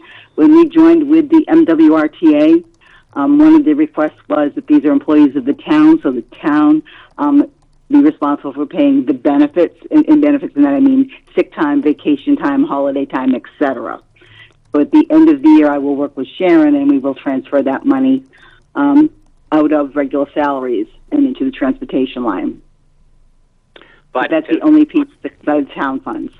But to talk more about that, the question is, where does the rest of the funding come for running the transportation program? Really, there are two sources for it, Tim. One of them is the contract payment that we receive on a monthly basis from the MWRTA, and that is a large piece of what pays the drivers' salaries. The other piece of it is donations from the participants themselves. And I'm not sure exactly what the ratio is. There is a significant amount of money that we collect from the patrons, the users, that they pay as a contribution to use the service. So those are the two major sources that we use. Essentially, the vehicles. Well, there is a small piece in the town budget for upkeep. I think it may be for fuel. Linda can tell me whether that's correct or not. The vehicle expense is mostly handled by MWRTA. Right. The vehicle supply line is actually, it may end up somewhere going to fuel at the end of the season. That's pulled out of our budget at the end of the fiscal year. But it also pays for things like we needed snow brushes, for example, this year, and things to wash and clean the van. So those supplies would come out of that. And in the event that there was any kind of an accident or incident with our vehicles, the one thing we are responsible for is the $1,000 deductible that could come out. That has actually not happened this year, but it has in some other years. Okay. Did that answer your question, Mr. Maxwell? Good, thank you. Talking to myself on mute. For the cost of the meals, are you guys paying for those, or how are you funding that piece? So the cost of the meals is primarily used through formula grant funding. So just as you're concerned with the town budget, I'm concerned with what our formula grant funding will look like for next year as well. That comes from the state. So currently that is about $31,000. So that, and again, normally we ask for a donation for the meals, which are contributed by our guests. Right now we have waived that donation fee in the interest of safety and everyone's well-being so that we do not have money changing hands. When it's a bigger event, we also receive support from our own Senior Support Foundation to help fund some of the extras that might go with a bigger event. What's the Senior Support Foundation? The Senior Support Foundation is our friends group. And how much in general do they fund per year? I'm sorry, can you repeat that? So I'm trying to kind of get an understanding of what the different funding sources are for you guys. So it sounds like there's the friends group that's giving you guys some funding, and then there's state money that comes in. Is there another funding source that you guys also draw from? Those would be the primary ones, as well as the MWRTA. And MWRTA? Metro West Regional Transit Authority, yes. Right. So last year you received $50,000. Are we expecting to receive the same from MWRTA this year? Approximately, but that number is a bit fluid. It's comprised of actually three parts.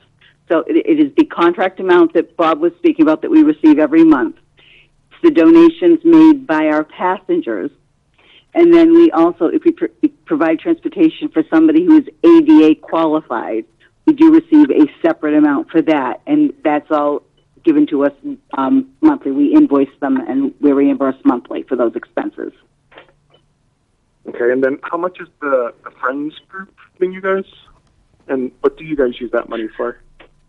That's a little bit harder to answer. In that some of the things are paid for them by them directly. I'm going to go with our various programs because they're the primary source of funding, along with our members, for funding of programs. So, say 20 people take a class and they make their contribution, but the actual cost of the class is $20 more than that. The Friends group will actually make up that difference for the whole thing. So it's hard for me to give you an exact number, especially since I'm not in the office and don't have access to anything. With that, for like special events, they may pay for the paper goods or some decorative or the appetizers that we serve because that doesn't come through our caterer. Oh, that's lovely. I mean, it's wonderful that there's that type of public organization that's supporting the senior center. For the event, when participants make a donation, is it into one of your revolving accounts, or does that donation go to where's that money? It depends on who's funding the event. So if we are using our regular lunches, for example, that we're using formula grant funding, that goes into our nutrition revolving fund. If the Friends group is actually underwriting a particular program, then those funds go back to them, whatever's collected. Okay. And then for the state money that you guys, how much roughly, and how do you guys use that? Can you repeat that again, please? I'm sorry. Sure. Sorry. So for the state funding that you guys get, roughly how much do you guys get from the state, and then what do you guys use that state funding for? So, if I understand you correctly, the amount that we get currently from the state for this year is just here over $31,000. The biggest thing that we use that for is our nutrition program. Because although we ask for a donation, the donation covers less than half of the cost of the meals, between a third and a half of the cost of the meals. It also, we can use it for other things related to that, such as a paper good and serving, if we need equipment related to serving, safety, so we use it for any of that. We also run a fall prevention program, which is hugely important to these clients that we serve, with a physical therapist leading that program. We use it to pay for a program like that. Linda, am I missing anything? And I don't know if you're aware that when we're talking about delivering these meals, this is the one and only time we would ever deliver meals. So normally the meals are all prepared on site. So I just don't want anybody to think that delivering of meals is normal. The fact that we're waiving the fee this time, again, these are the most vulnerable seniors we have in town. We're not going to, at this point, be asking them for the money for this food.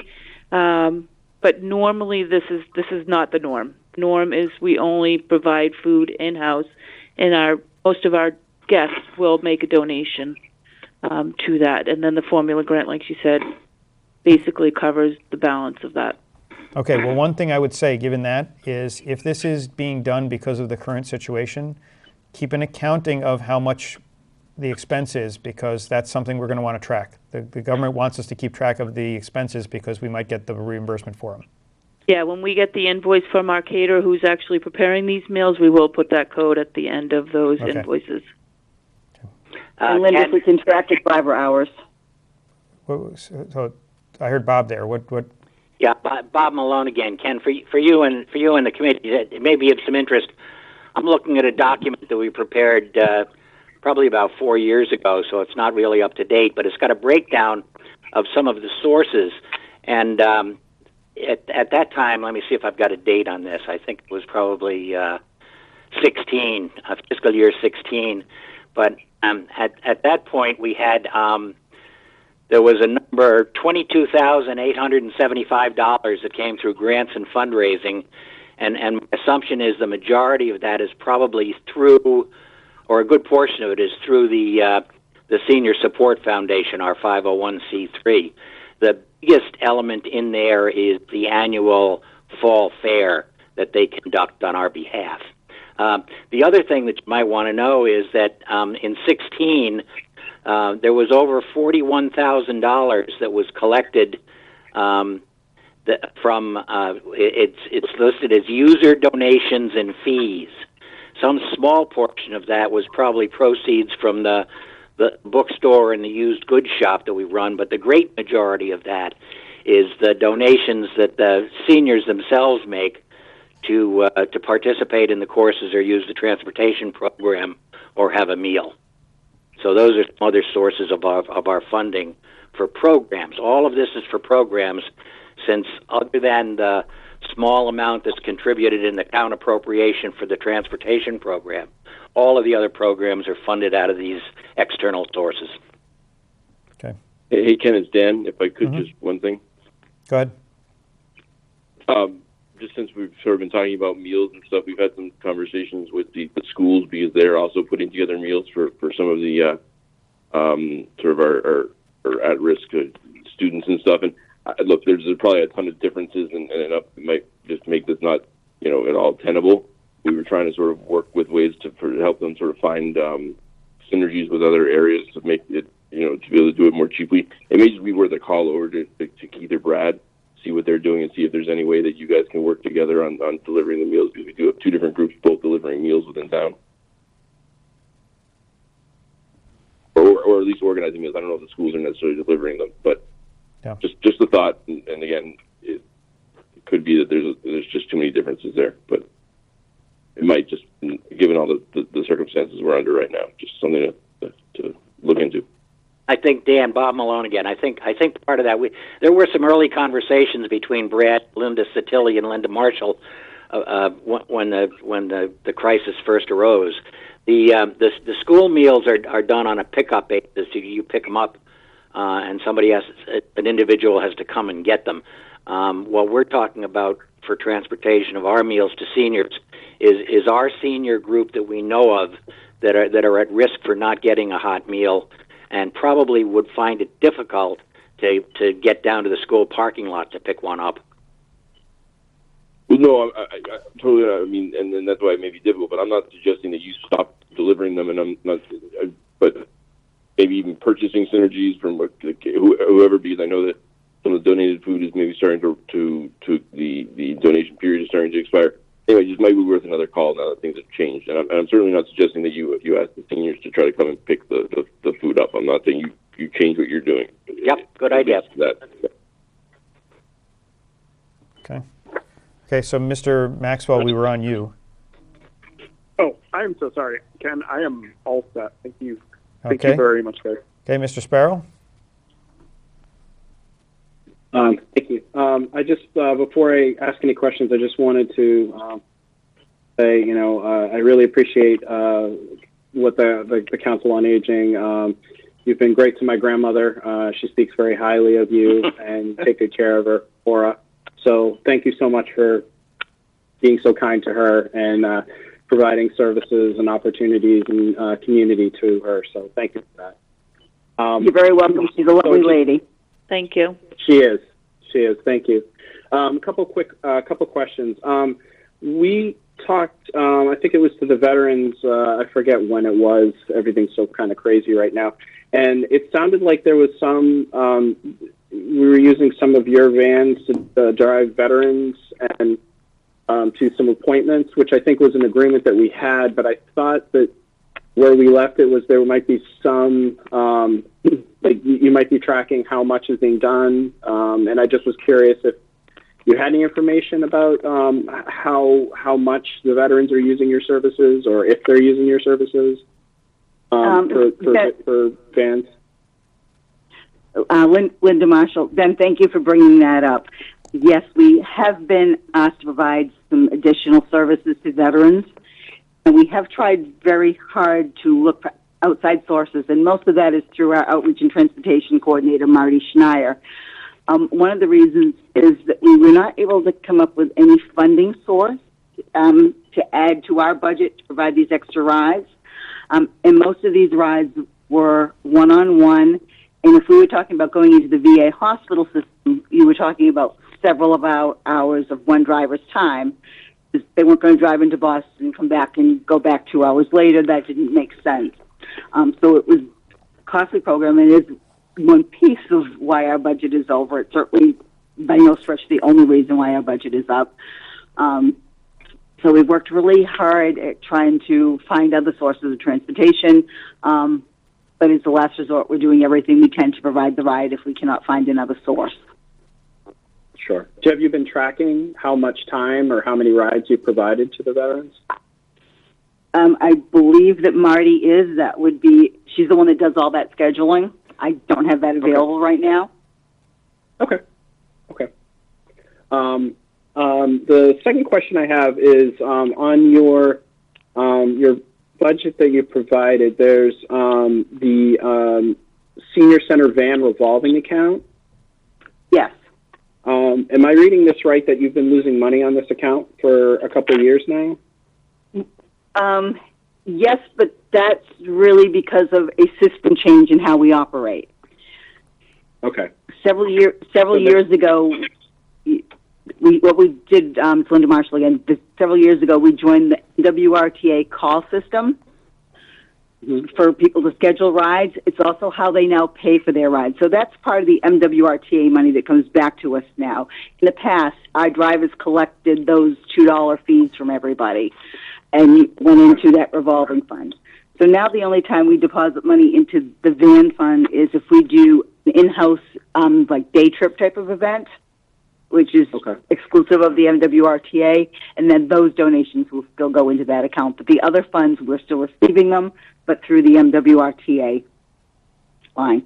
Okay, so it's not a case that we're losing money and there's potential that you'd need to borrow money to pay for that. It's just the funding sources has changed. Just the revolving account is just reflecting only certain revenues. Correct. Okay, good. Okay. And my last question, there's also a building revolving account, about $1,100 in that account that looks like you haven't spent very much from it. What is that revolving account for? Yeah.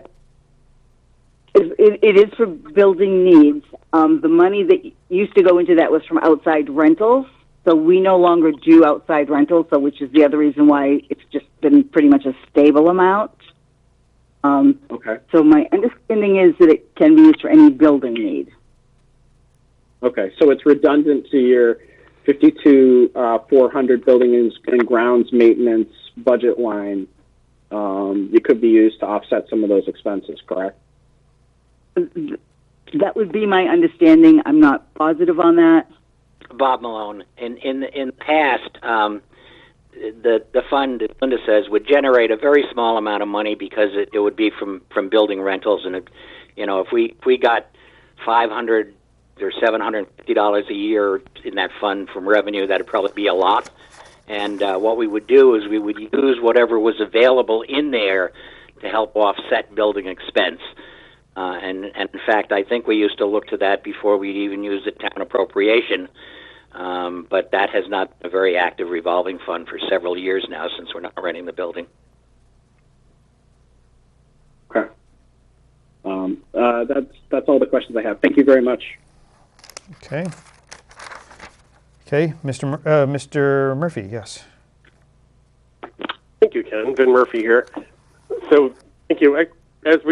Just to segue off of what Ben was asking, based on the fact we're not renting the building anymore, can we close the revolving fund out? Probably should. Okay. Yeah, I would have no problem with that either. As long as you transfer what's in there to our gift fund. I don't know. Well, that works. That's something we'd have to talk to Sharon about. Or I assume we would be able to spend it down. Yeah, well, I think we need to fix some things. I think, if I remember correctly, we saw capital requests for your building. So, is it to offset that? Yep. Yeah. If you want to take what's in there and offset a request for capital we've got, I don't think the council would have an argument about that. Okay. Can I ask you some questions regarding purchase services, that whole group? I'm looking at it, and I'm just looking at what your trends are, your run rate, and what you budgeted. You basically just took over what we had for budgeted for this year and grabbing it for the upcoming year. And I'm looking at things like professional services. You've only been running about $10,000, but you're budgeting $12,700. Similarly, for energy and utilities, which I mentioned under previously with Sean, I don't know if you heard, but the utilities are going down. So right now you have a budget of $17,500, but it's $15,036 what the run rate's been. So could you, if we need to, and maybe not the question, but instead of, if we ask you, hey, we can't increase the staffing, but we need to, or if we can increase the staffing, but you need to make some cuts on somewhere, so at least we get close to 1%. That's my concern, is the adding of the staffing, and it's a 10% increase over year. And with the current issue and everything going on, I think it would be a big sell. So would you be willing to look at those things? Bob Malone, I'll let Linda take a shot at it. I'll tell you what my personal opinion is.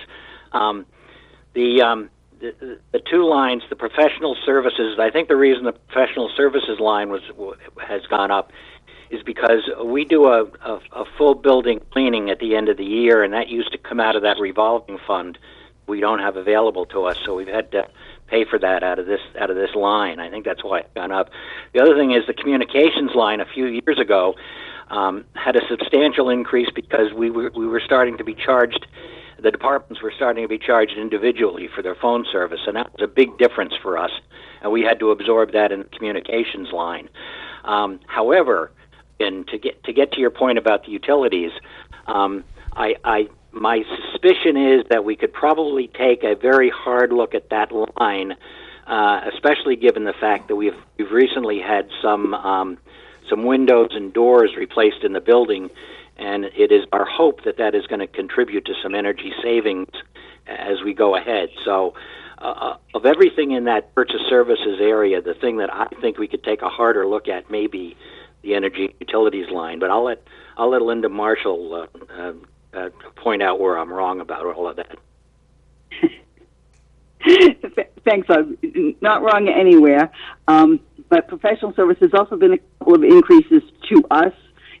Our cleaning company this past year raised the rate that they charge us to do the twice weekly cleanings of the center.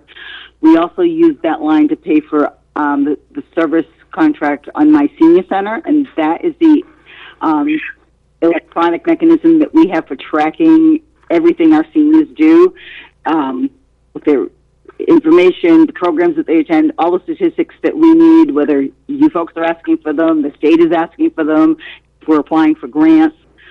So those are monies that went out, because if you look as of December, we're almost at the halfway point of spending that 12.7 for this year with those increases. I agree with Bob on the utilities. What I can say is the first 3 winter heating bills were averaging 15% lower compared to last year as far as usage. Of course, this has been an unconditional, traditionally warm winter as well, so it's hard to say what that actual amount would be under a normal winter. So those are the two. The communication, again, a big part of that is the current phone system. We also do maintain a couple of cell phones for our drivers that are listed there as well.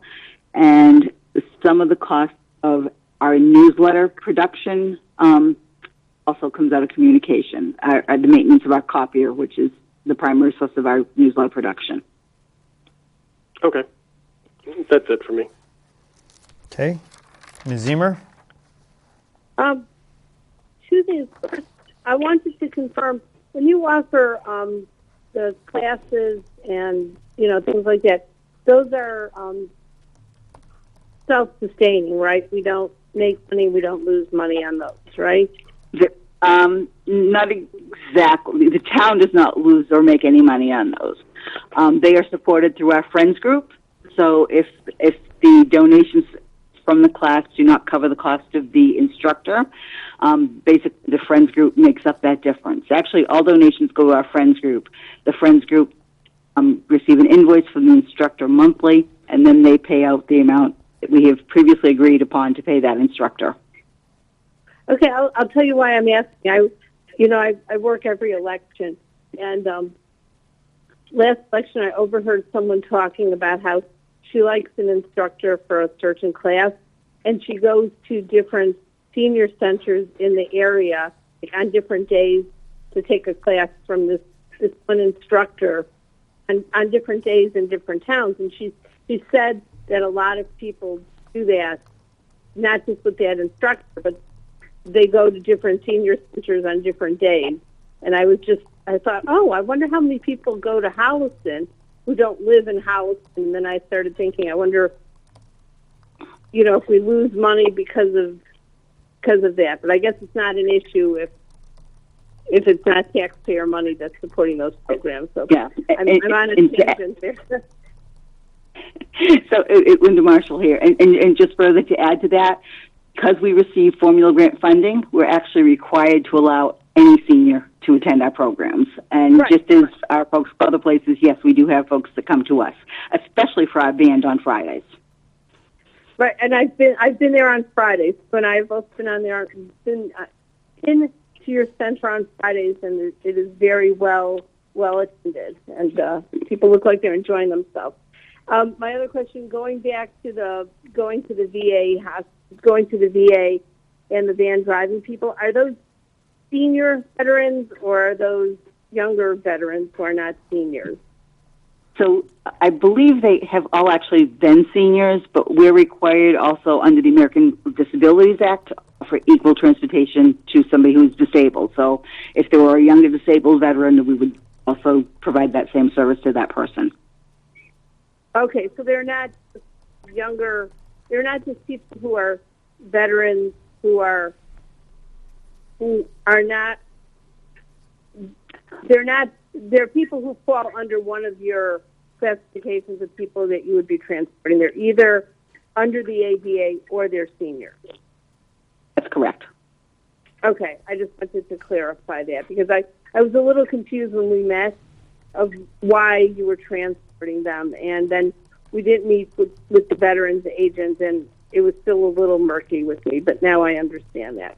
Okay, I did not have any further questions. We've met and discussed things, and it's nice talking to you. I'm glad you're able to meet with us, even though it's not really meeting with us, but you know what I mean. I do know what you mean. I'm actually out of work for 3 more weeks. Yes, it's my pleasure. Okay, take care. You sound well, so that's good. Thank you. Okay, Ms. Nersessian. So Michelle and I met before, so I don't have any questions. I just wanted to echo what Michelle said, and that, Linda, it's great to see you, and I'm really happy you were able to join us this evening, and I hope you're feeling great. I'm doing very well, thank you. Okay, Mr. Alfred.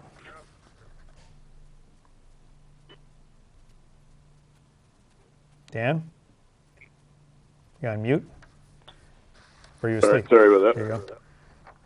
No, not asleep. Almost.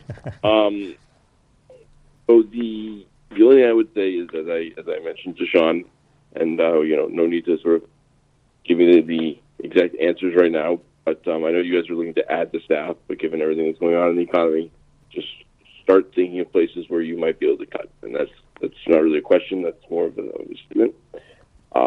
But definitely the direction I think that we're likely headed in, and definitely unfortunately I think that any sort of increases to staffing and budgets are going to be very, very challenging this year.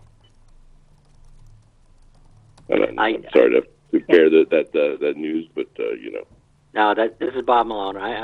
We understand the situation, Dan, and I think that at least speaking for the council, we certainly would be amenable to trying to work with the staff in any place where we could cut some money out of the budget and still fulfill our mission if the trade-off was to get the clerical help that we desperately need. Well, look, at the end of the day, the bottom line is what it is, and if we can find a way to do it, we certainly can. There are certain areas in town which, even when we start having to make cuts, if we do, I hope to hold less, more harmless than others, and I think certainly, protecting our seniors is one of the important areas. We just don't know right now what things are going to look like. So it's really it's frustrating and everything because it's just so much unknown. Understood. Okay. That's all I have. Okay. Then that's it. As I said, I've looked this over and I have I think everything that I had written down, I had already, I obviously know this budget pretty well from many years, and so I want to echo what everybody else said, which is, it's always good that you guys come in well prepared and with a budget that makes a lot of sense, and you can give us the relevant info. So, and as far as making sacrifices for the seniors, I think that I hope that everybody's making a sacrifice right now for the seniors by staying home. So, Thank you, Ken. And you sure you don't want me to tell you how many seniors there are in Holliston? I don't want to know. Okay? I mean, I know there are lots. I've got the data, right? You sent it to me, but it's like we don't need to do that, especially since I've got about 29 minutes left on my laptop here. So, all right. Okay, so thank you guys very much. And, Thank you. And I believe... Thank you. Yes, thank you. I believe, Thank you for your time. Yep, no problem. Thank you for joining us remotely. And Linda, thank you very much. Talk to you later. Bye-bye. Thank you. Bye-bye. Okay, so Chief, are you on the audio conference? I certainly am. Okay, let's start with fire. And Okay. I want you to move like there's a house on fire because I only have 29 minutes left on the laptop. Well, so I'm perfectly content to do a very abbreviated presentation. Yes. I sent you folks a 16-page packet several weeks ago. In terms of fire, as with most municipal budgets, the majority of our appropriation comes in the salary line item, the personnel services. Trying to meet the guideline and also doing some calculated adjustments in terms of what our actual expenses are. I was able to do some reductions in a couple of those lines. But other than that, the way we achieved a budget guideline proposal here is just trying to be very intentional about looking to fund the things that we need to fund and reduce the funding for things that expenses have gone down in. Okay.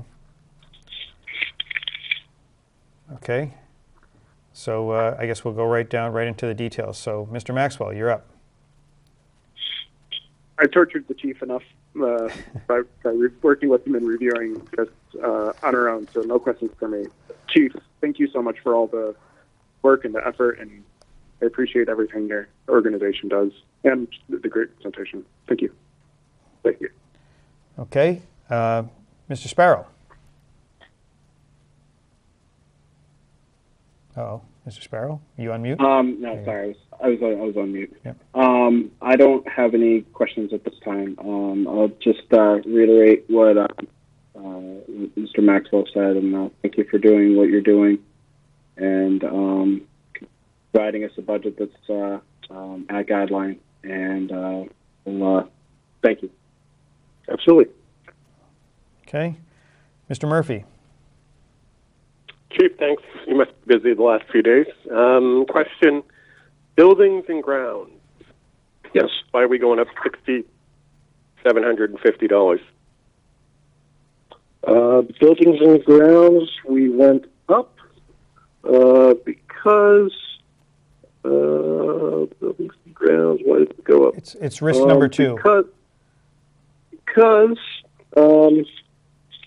there are a lot of things that need to be repaired in my 20-year-old main station plus my substations. And so in order for me to be able to make those repairs, I need to have the funding, because although we've got a facilities manager who's come on board, there's not a budget to support the repairs that need to take place in my building. Good answer. Now, I'm looking at energy and utilities. Your run rate's been high, so my question, what happened the last couple of years that you're now significantly higher than what we budgeted for 20? I don't know why the run rate has gone higher, but I tried to budget for 21 to reflect the fact that my energy costs have actually gone up instead of going down. So what are you seeing there, Vin, if I may interrupt for a second? Where are you seeing a high run rate? It says that halfway through he's at 8304, right?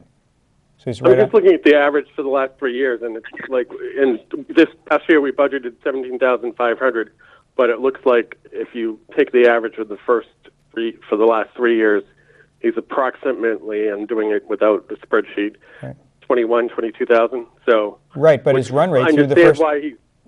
And that's why I understand why he's budgeting. So I guess that's the other question is, you're running about 1,700. Why are you asking for 22,000? Because when I looked and I saw that in 2019 I expended 20,119, in 2018 I expended 24,970. What happened in those years? What I'm trying to ask. I'm not sure how I can explain. We have the lights on when we're in the building. We need to keep the temperature up so that the water in the trucks doesn't freeze. And I've got oil in several stations. I've got electricity. I've got gas. So I'm paying the bills that come in. So that energy and utility line covers things besides just electricity. Like, we had the discussion earlier. That covers fuel costs and things like that. So that covers fuel. That covers oil for the foundry, for East Holliston, and for Bragville.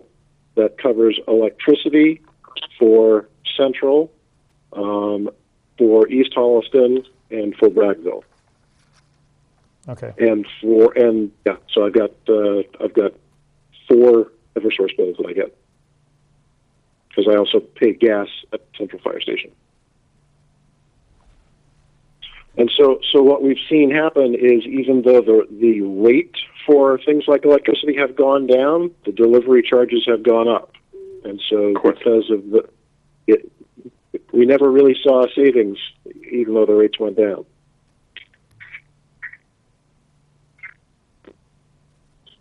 Okay. So it's not like we're using more electricity, for example. It's just the Genstar or Eversource, whoever we have.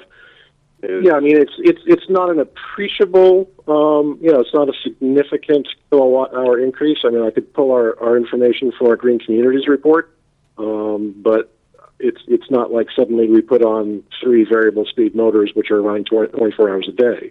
It's just our normal use of the buildings. Okay. And what's the reason for the increase for professional services of $2,750? The reason for the increase in the professional services is because there is not always enough to cover some of the things that we would like to be able to do. For example? We've got certain expenses which have gone up, like our membership for the fire district has doubled, so that takes away. Professional services includes everything from the lease for the copier to the lease for the fire station in the west side of town behind the post office. I did hear some of the conversation earlier with Mr. Reese, and I recognize that some of the expenses which have gotten lumped into certain allocation lines may not accurately reflect what they are. So professional services captures a lot of different expenses. Yeah, that's a conversation we'll have to have with the town accountant about making sure we break those out the right way. Well, and some of that, honestly, is a result of the initiative a couple of years ago when we did the reclassification and the new org chart. Because I used to have a lot more lines, and it was easier to identify exactly what I was paying, but then things got lumped together, and I started paying them where I was told to pay for them from. Well, given this, I mean, this is a separate discussion, but I think that what my guess is that she's got a subline in there that we're not seeing that breaks the leases out separately, but we'll follow up with her. No, she doesn't. No, she doesn't? Okay. So, okay, continue, Mr. Murphy. No, that's it. That was mine. Okay, Ms. Ziemer? Actually, no questions. Okay, Ms. Nersessian? Yeah, so sorry to follow up on what Vin was talking about, but the 3 areas that I had questions on, Chief, were in those 3 separate buckets, so energy and utilities, building and grounds, and then professional services. Do you think you could maybe, for those 3, get us some additional data behind the numbers that you have here, sort of what's building up to $22,000, $20,000, et cetera? Absolutely. Okay. And then my only other question was just on the buildings and grounds maintenance. Would the new facilities person be working with you on some of that as well, or? Right. So the way the workflow has been explained to me is that the building the facilities manager person will help to get the outside contractors that are necessary so that individual building managers no longer need to hunt down a contractor for a particular project, but it would still be the individual department's responsibility to pay for that. Yeah. So if you were to stop by the fire station right now, you would find my front door and my back door, which are both 20 years old. Both of them have rusted through at the bottom. As you know from the door project at the town hall, which still hasn't moved forward after several years, doors are not very cheap. So, if I decided to replace my front and back door in 1 year, I would make a significant chunk out of that buildings and grounds maintenance line item. Got it. Okay, thank you for that. I don't have any other questions on this, Ken. Okay, Mr. Alfred? Hi, thanks, Chief. So just looking at the decline, and I apologize, you maybe put it in there somewhere, and I didn't get a chance to read it, but the decline in the regular salaries, it clearly looks like halfway through the year you're tracking well below sort of what you've been budgeting. Is that sort of what you were looking at, and why you thought that was a good place to cut some money from?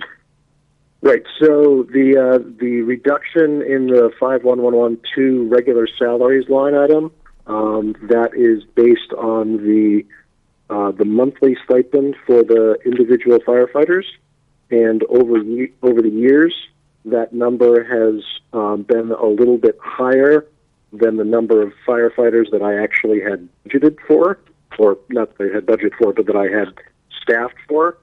So knowing that we needed to really come in sharp on the guideline, I calculated out what the actual expense was for each of the firefighters and numbered each firefighter specifically, and made the calculations based on the proposed 1% stipend increase for them, and that's how I was able to realize those savings. Okay, makes sense. The other thing that wasn't, we haven't mentioned, obviously, is you guys did just have one of your largest fires ever that you were battling was just last week. It seems like. Yeah, I'm sorry I couldn't make your meeting last week. I was tied up until shortly after midnight. Yeah, no, it's quite all right, and thank you for all that. Any idea, just out of curiosity, more than anything, what it might cost? What the end of final cost would be, and so you're looking at. Just rough numbers, you're looking at 12 hours at about $30 to $35 per firefighter. Times, I haven't seen the final accounting yet, but I'm going to estimate that I probably had between 30 and 35 firefighters there. Okay, can someone do the math for me? Hey, you're the banker. Yeah, no, but I'm a banker with a calculator.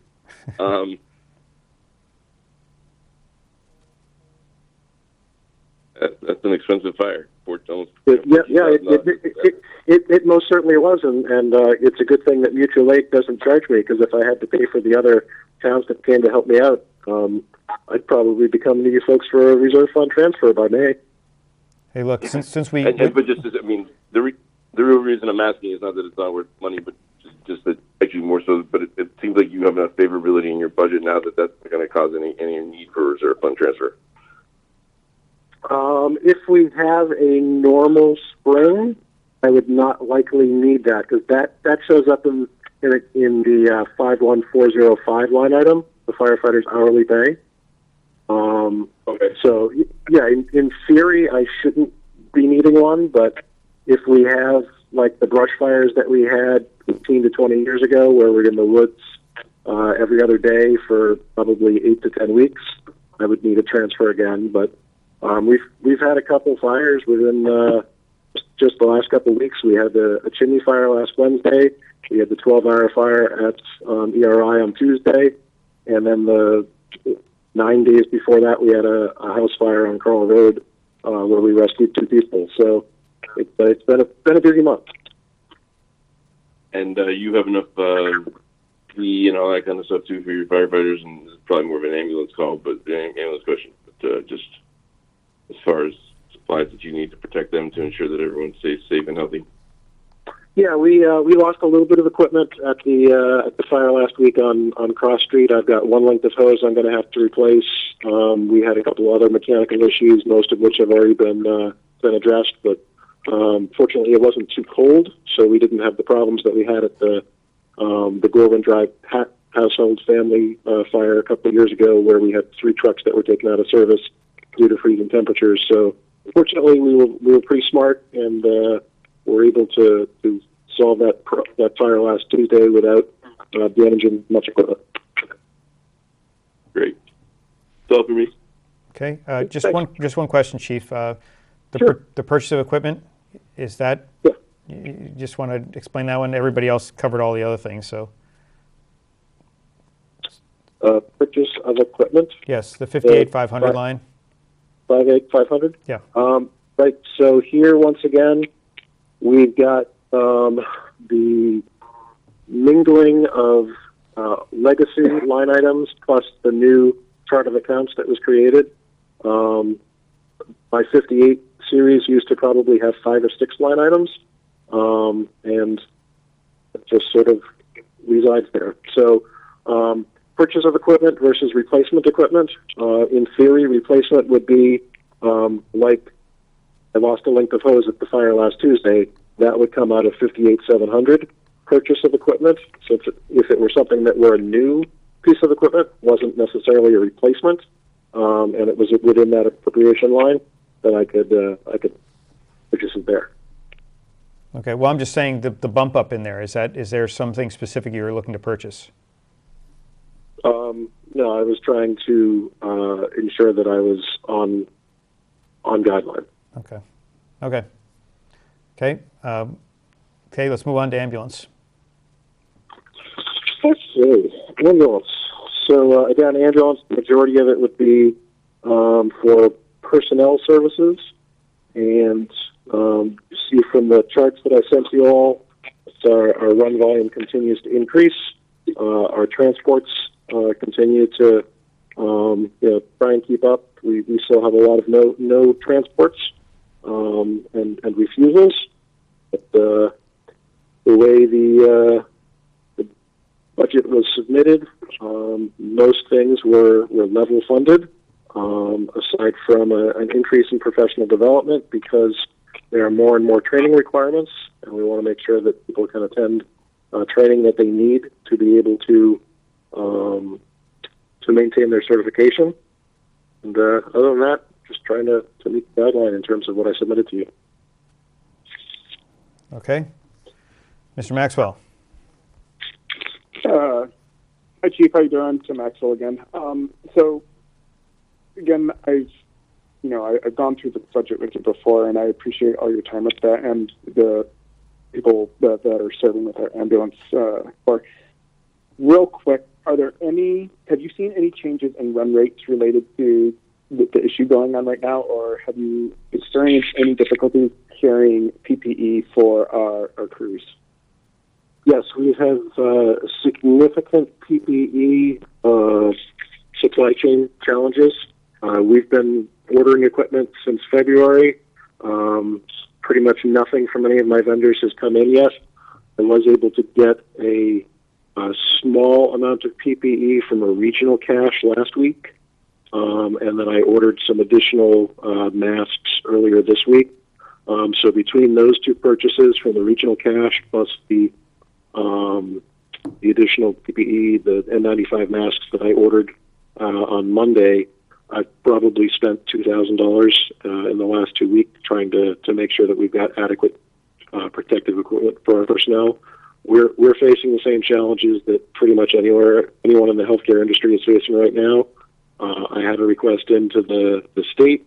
We've got requests into the federal government, and they just don't have anything available to send us.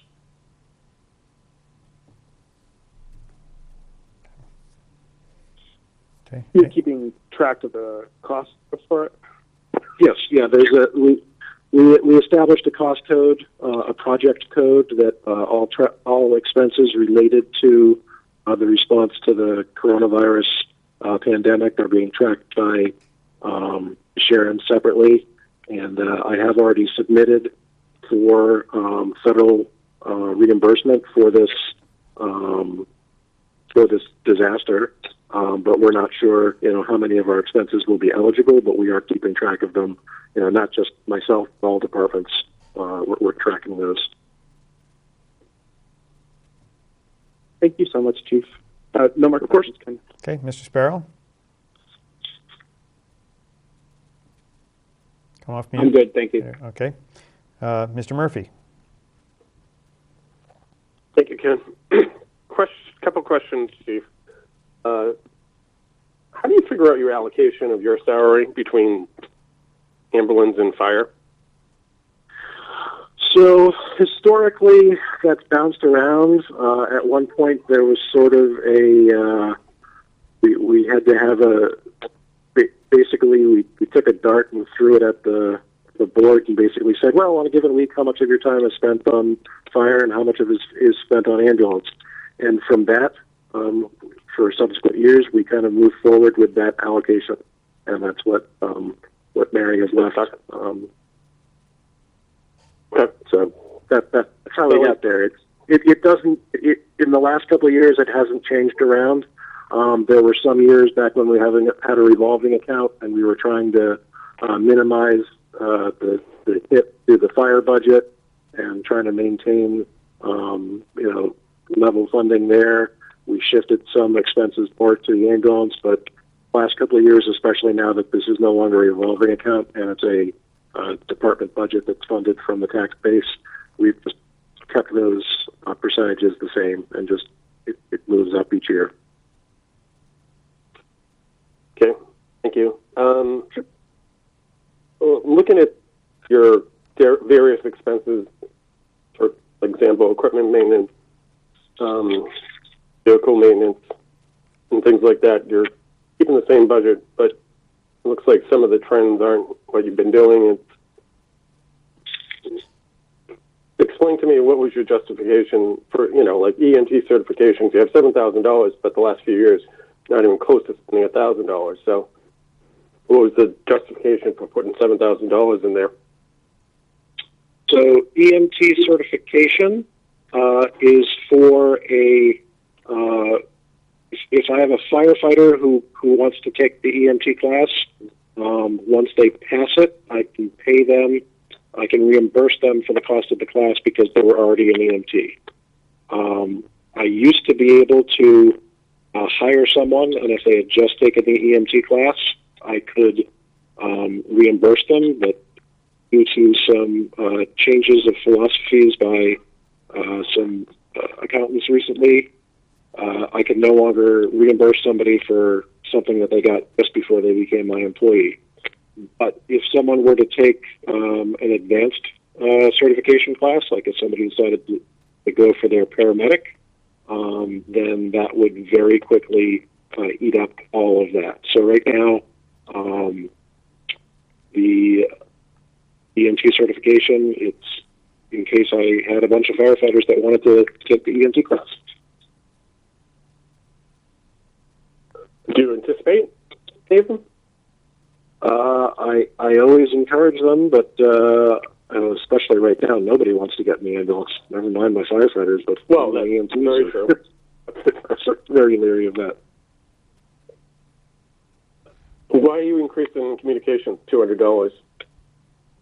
I'm increasing communications to $100 because January 1st of 2019, we went to an electronic tablet-based patient care record reporting system. We now have tablets in the two primary ambulances, and with that comes a monthly fee for a cellular router.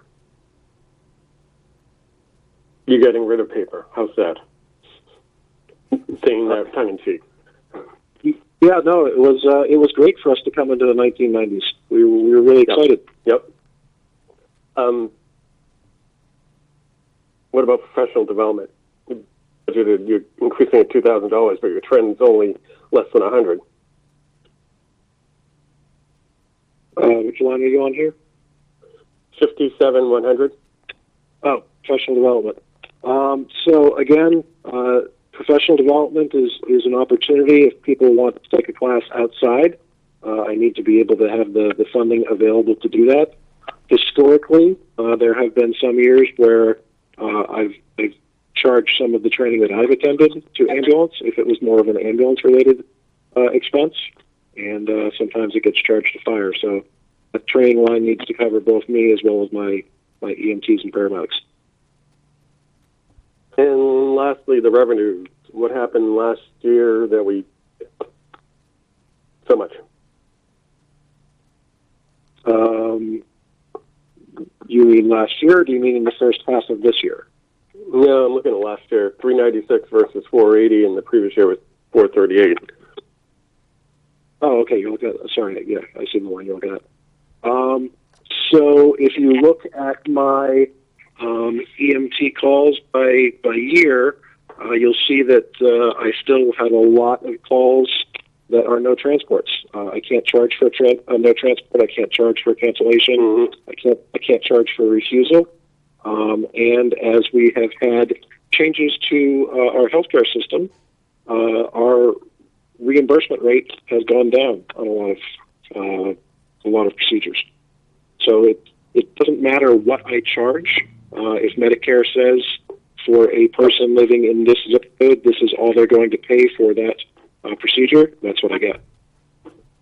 Okay. All right, that's it for me, Ken. Okay. Ms. Ziemer? I was wondering how your staffing is. Are you fully staffed now? I am always hiring more EMTs. Most days of the week, I can roll the ambulance legally. There are some days where either for part of a shift or all of a shift, it's sort of a jump ball, and I'm hoping that somebody's going to either step forward that day to take the shift, or when we have a call that they might call in and just commit to an hour as opposed to committing to a 12-hour shift. Okay, and then could you explain about the Medicare reimbursement? Let's say you transport me, and I have not Medicare. I have, my Blue Cross Blue Shield. Would Blue Cross Blue Shield pay you what you charge, or would they pay you the Medicare rate? How does that work? Oftentimes, they will pay the Medicare rate, and then you'll get a balanced bill. And you'll see an explanation of benefits, and you'll see, the fire department charged $1,400, and Blue Cross Blue Shield only paid $792 of that. And then you'll get a bill that says you owe that balance, but people don't always pay that balance. Okay. It doesn't matter what insurance you have. The insurance company doesn't care. They use lower common denominator. Private insurance will traditionally pay more than the government, but they rarely pay the whole bill. They usually have their caps and their own determination of what an appropriate charge for certain procedures or certain medications or mileage would be. So it's not worth reviewing your rates and raising them because you're never going to see that anyway. Nope. It's been, having been doing this full-time 25 years, chief is 20, it's been a long time since we've actually seen what we build actually coming in. The years where I could put $100,000 above expenses into the revolving account towards purchase of a subsequent vehicle, those days are long gone.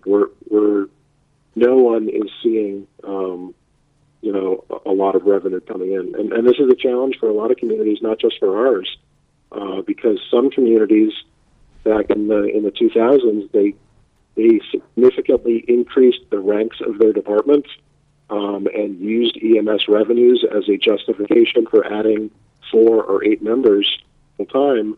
And they said, well, look at these revenues that we're getting. And now those revenues aren't there anymore. But the town or city is like, well, how are you going to pay for those firefighter paramedics? And it's a challenge. All right, no other questions. Thank you. Okay. Thank you. Ms. Nersessian? Sure. Hi, Chief. Could you tell me if you think that the run rate for professional services is going to get to the 82,250 this year? So I was really surprised that the professional services line was so low through December. And I'm not sure if it's because some of the invoices that I had submitted had not been had not hit the books yet. But I can tell you that not only are we using the intercept services that we have in previous years, but I've taken on additional ALS intercept services who are all charging me now. I now have an agreement with Medway. I now have an agreement with Ashland. And so what used to be viewed as a mutual aid agreement for providing ALS intercept services, I'm now getting a fee just like I used to traditionally from events or AMR or community. And so I've got more services that are charging me. So I think you're going to see a much higher run rate for the second half of the year than you did for the first half. And just to interrupt for a second, isn't that also like there's usually a pretty big lag in billing on that?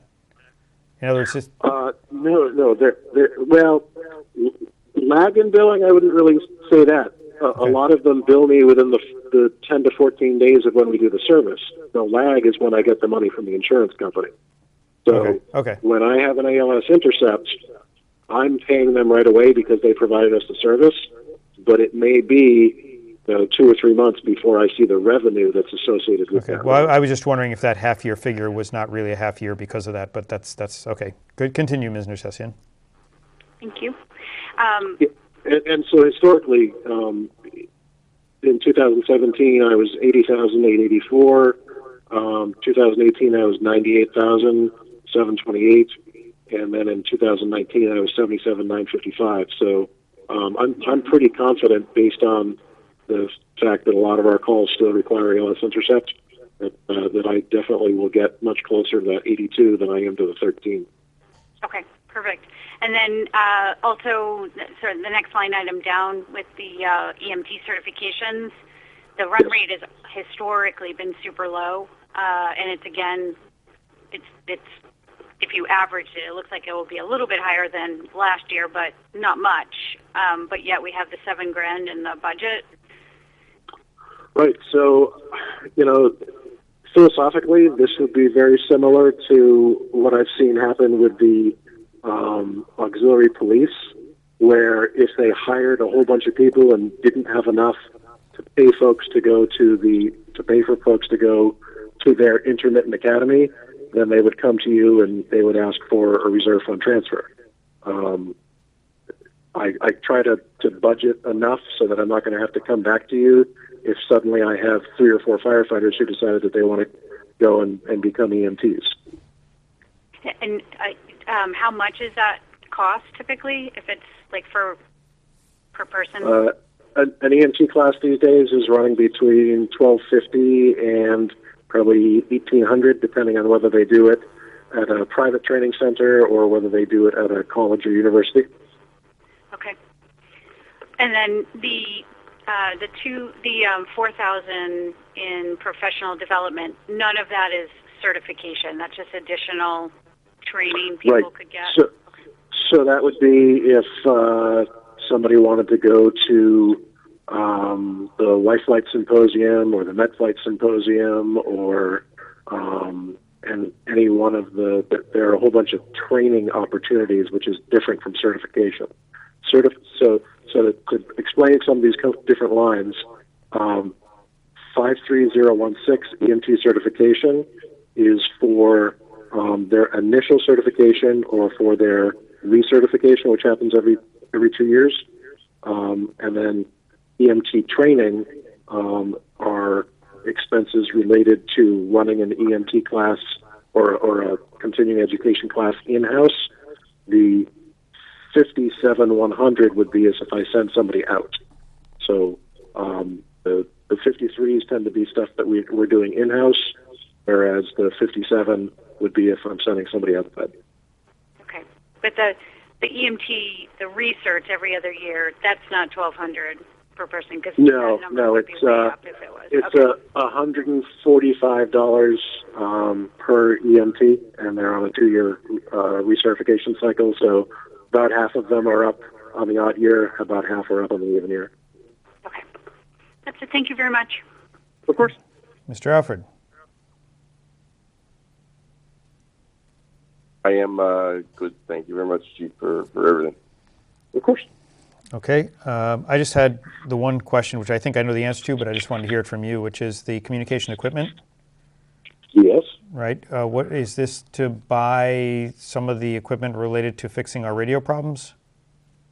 No, Okay. that would. That I know would it's much barely higher, get- but I was just wondering. Yeah, So what is that then? So communication equipment would be if I had to replace a portable radio in one of my ambulances. That would be if I had to replace one of the mobile radios in one of my ambulances. That would be if the charger for one of the portables needed to be replaced.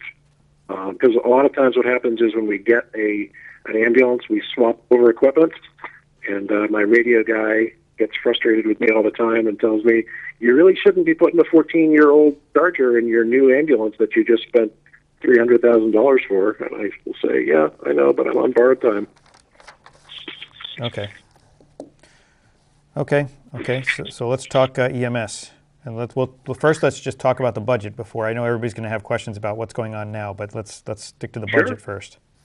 Sure. So emergency management, the majority of the budget request goes to support our community notification system, which is also known as Blackboard Connect. And then other than that, we've got some miscellaneous expenses related to office supplies or other supplies. And then, again, the professional development would be if I wanted to go to an emergency management training conference as opposed to one that was a fire conference or one that was a emergency medical conference. And I have attended emergency management conferences over the years. Sometimes I'm able to save money and have lower expenses if I speak at the conference. But sometimes if I need to submit a registration fee, then that's what pay for that. Okay. Mr. Maxwell. No questions. Thank you. Okay. Mr. Sparrow. My only question is your communications line. It looks like it's a little uneven in the expenses. Sometimes it's 10,000, sometimes it's 7,000. Is there a particular reason why it's not consistent? So the amount that it costs us for Blackboard Connect is a little over 10,000. Several years I've been able to use a $3,000 emergency management preparedness grant to offset the cost of that annual service. But depending on the cycle for the emergency management performance grant, sometimes period of performance doesn't line up with the expense of the Blackboard Connect service, and so the town is on the they're obligated to pay the whole thing and not offset some of it with the grant. Okay, that's it. Great, thank you for that. Of course. Okay, Mr. Murphy. Ken, thank you. Vin Murphy here. Why do you have a large balance in the Emergency Response Recovery Fund? What goes into it, and what determines that expenses go out of it? Yeah, you've already moved straight beyond my budget here. I look at big numbers. I start with big numbers. So you are asking about my the revolving account. My revolving account. Okay. So my revolving account was created by town. Oh. You there? Well, that was interesting. See, you had to ask him about the revolving account, didn't you? I know. He couldn't answer the question. I'm back. I muted by mistake. Okay. I moved in my ear. So the revolving account for emergency management was designed to be able to recapture expenses related to mitigation, prevention, response, and recovery efforts that were done by the town for natural and man-made disasters. Historically, when we would have a federally declared disaster, the money would come back in to the town. It would often be not the same fiscal year in which the expenses were incurred, and so we would have that. It would go into the emergency management revolving account. In recent years, the accountant has chosen not to put the money that's come in from the federal government into that account. She's put it into the general fund, and so we have that revolving account still available, but we don't have the same source of revenue that we used to have. So I guess my question, if we're not doing it really like we were, do we really need to have a revolving fund, and or why is there such a balance, and can we take it out of there? We absolutely need to have a balance, and I think that the situation that's happening in our country right now would demonstrate why it is that it's important for me to have a balance, because when we need to ramp up and make some pretty significant purchases to support our response or recovery efforts, that's exactly what that fund was designed for, the way the language reads in the enabling legislation through our town meeting warrant, and that would eliminate the need for us to necessarily do a reserve fund transfer or go back to the town for a budget adjustment in May. Okay. And that's it. Okay. Ms. Zemer? So I'd like to tag along with that. So the money that's coming from, I guess it's coming from DPH. I talked to Scott last week, and he said he's working with you on that. Would that money then go into that account? Nope, the $5,600 that is based on a per capita calculation from DPH, that goes into one of Scott's accounts that he has authority over, and that does not flow into my emergency management budget or into my revolving account. Okay. I didn't have any other questions then. Okay. Thank you. Ms. Nersessian? I was just wondering, do we pay per notice that goes out to the town, or how does it work? No, it's an annual fee, and it allows us to do multimodal. We can do phone, we can do email, we can do text message. It can be geo-based so that we can select just certain streets. We can do a polygon around a certain neighborhood. We also have the ability where it can, even if somebody's not in our database, if they were driving through town and it was a certain type of event, a carrier would recognize that they were within the geographic catchment area of our community, and they could also get that alert. But no, we do not pay per notification that we send over Blackboard. Okay, thank you. That was it. Thank you. Sure. Of course. Mr. Alfred? No, just Chief, again, echo what other people have said at other times, that we appreciate all your hard work in this, and if other large costs do come up, we continue to work through this. Just for the surprise. Absolutely. Yes. Okay. Thank you. Yes, I didn't. Obviously, I'm familiar with this budget, so I don't have any questions. But I did want to give you the opportunity, Chief, if there was any update you wanted to give us on expenses that are being incurred. There you may not have it available now, but I just wanted to give you the opportunity if there's anything you want to communicate about the current crisis and whether you know of any financial impacts already.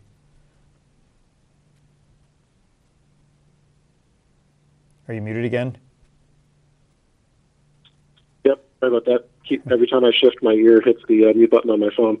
So yeah, in the last couple of weeks, I've spent about $2,000 on personal protective equipment.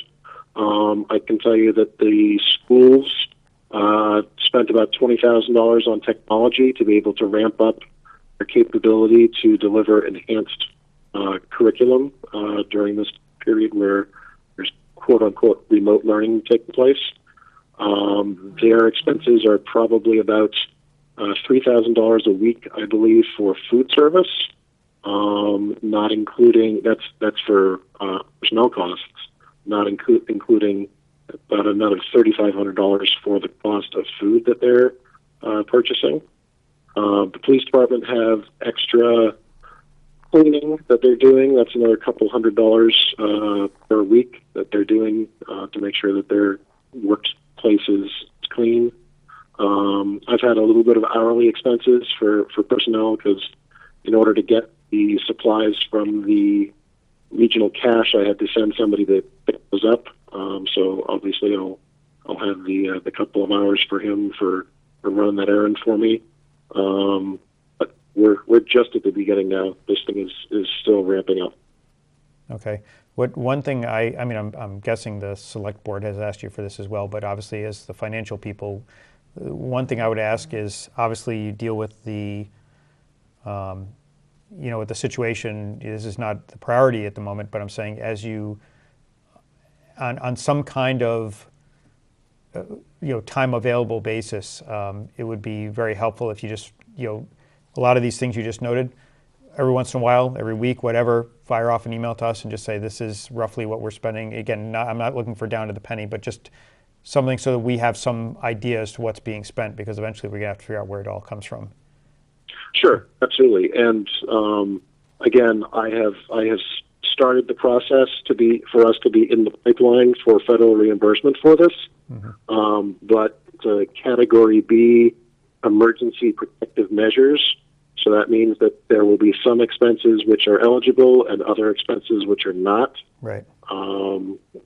So we'll be able to keep an eye on that, because obviously, even if we were to get reimbursement for any of this, that reimbursement would not come during this current fiscal year. Right, and that's why I said it's not like I want to, have you distracted from the mission by giving us financial reports, but that's why I said to the extent that every once in a while you just fire off an email and say this is what it looks like right now, roughly, I think that just would be helpful for us to be prepared. Right. Oh, absolutely, yeah. No, we're keeping track of it in real time, which will make reporting easier. And then we have asked all departments to report that in to me on a pretty regular basis as well, just so that I have a handle on it and I can give you one consolidated report. Exactly. As opposed to getting drips and drabs from individual departments, because with all of the other financial projections that you need to be working on right now, keeping track of how much this pandemic is costing is going to be a secondary challenge for you. Yeah, exactly, right. We have, from our perspective, we're going to have much bigger fish to fry when the economic impact starts hitting, right? Hitting for real, meaning we know what's going on right now, but it's not, there's going to be a lag before we see the economic impact in what we get. But yeah, I agree that's something we want to stay on top of. So at this point, right, from our perspective, it's really just about trying to stay out of the way in terms of the response to the emergency, but also keep an eye out for, again, just what we might be looking at down the road. So absolutely. But thank you for all the work you've been doing on this. I know it's probably been a lot over the last few weeks, especially, and it's probably going to get a worse before it gets better from what I'm seeing. So. I'm averaging between 3 and 5 conference calls a day, and it's extremely time consuming, and a lot of it, again, is chasing down supplies and trying to find out, does anybody have anything? And you think you find a vendor who's got something in stock, and they tell you that they'll be happy to take the order, but it won't be available till mid-June, and it's pretty frustrating. Yeah, no, I can imagine. I mean, just independent of Holliston, I think there are lots of lessons that will come out of this experience for us as a nation to better handle these situations going forward. Oh, absolutely. Hopefully they don't occur again, but at the national level, we had a strategic stockpile that when we started to use supplies from that for the H1N1 problem, we never restocked what we used. Yeah. And some of the things that are being released right now from that strategic stockpile, they've expired. They are putting 12 or 14-year-old masks into circulation, and now all of a sudden the CDC has said, oh, by the way, you can use an expired N95 mask as long as it hasn't been subjected to physical degradation or hasn't been exposed to any chemicals. So, because if they didn't allow us to use expired masks, we'd be in an even worse situation right now. Yeah. Well, as I said, I'm sure there are many lessons that will come from this. But okay, does anybody have any? Yeah, go ahead. There will be many books written about this. Yeah. So anybody on the committee have any other follow-up questions on any of the chief's budgets? I just want to say Michelle Zimmer. I just want to say thank you. Okay. Okay, then you're all set, Chief. As I said, keep us posted on anything we can help, anything we can do on the financial side to help deal with the emergency. So, okay. Before we call the meeting over, I did want to have one very quick discussion with the membership. A couple of weeks ago, I sent an email to the select board when this whole thing started to ramp up, advising them that, in my opinion, because we had not discussed it as a committee, that they should be moving forward with an immediate non-emergency spending freeze to try to, in anticipation of the economic, tidal wave we're going to be seeing soon. So one thing I just wanted to discuss very quickly with the members is that something we want to take a quick vote on to say that we would kind of formally request that the select board implement an across-the-board non-emergency spending freeze for the remainder of fiscal 20. Absolutely. This is Dan, by the way. So moved. Yeah. Michelle Zimmer, so moved. Second. Second. Okay. I'll let Sue have that. Okay. Okay. Any further discussion on that motion? The only thing I'd like, this is Ben, by the way, just making sure that the schools do the same thing. Yeah. Well, we could add that. I know you sent the letter to the select board, but I'd like to make sure that the select board. Okay. Yes. Okay. No. We can amend the motion, I guess, to say that for the select board and the school committee to institute non-essential. I'm not sure whether the select board making that choice. Obviously, the school department can do what they want in that sense, but I think that but duly noted. I will note that it's for the select board and the school department to implement a non-emergency spending freeze. Okay. Let me just write down. Seconded by Sue. Okay. Any further discussion on that? Let's proceed to a vote. It has to be roll call. So, Mr. Maxwell? Mr. Maxwell, yes. Okay. Mr. Sparrow? Yes. Okay. Mr. Murphy? Yes. Ms. Zemer? Aye. Ms. Nersessian? Yes. Mr. Alfred? Yay. Okay, and I vote aye, so that passes unanimously. Okay, I just wanted to make sure we got that because that is something I'm going to encourage the select board to act on next Monday, because the longer we wait, the bigger problem that might be. So, okay, does anybody else have any other business for tonight? Okay, proceed. So I believe that we heard earlier Mr. Cronin note that next week we'll talk about some of the warrant articles, and I guess I just want to go on record saying that we've had a significant amount of people who are now filing for unemployment. We have town businesses, many who live in the community, that are taking a significant hit or having to close their doors, given where we are today with the coronavirus. We have others in town who have lost their job, maybe for good, because many businesses are going under and won't be able to survive this. I think we need to be incredibly, incredibly prudent about what we're going to put in front of the town for town meeting, and things that are not mission critical to me should not be on the warrant. I think we need to care about the people in the town and what we're asking them to spend money on, and we're going into the fact is that the tax rate the taxes are going down because some of the debt's being paid off. I would not be in favor of increasing any debt to the town, again, unless it's mission critical. And so I just wanted to put that out there. My preference would be not to spend time debating things if we don't think that we're going to present them at town meeting. And so I just would ask the select board to think about that before they come back and talk to us about things that they may want to present, and whether or not, again, it's mission critical. Okay. I would second. I just think that people really need to understand, and I think some members, at least of the select board, probably do, or at least some people in towns probably do, that we are in a different world than we were a month ago.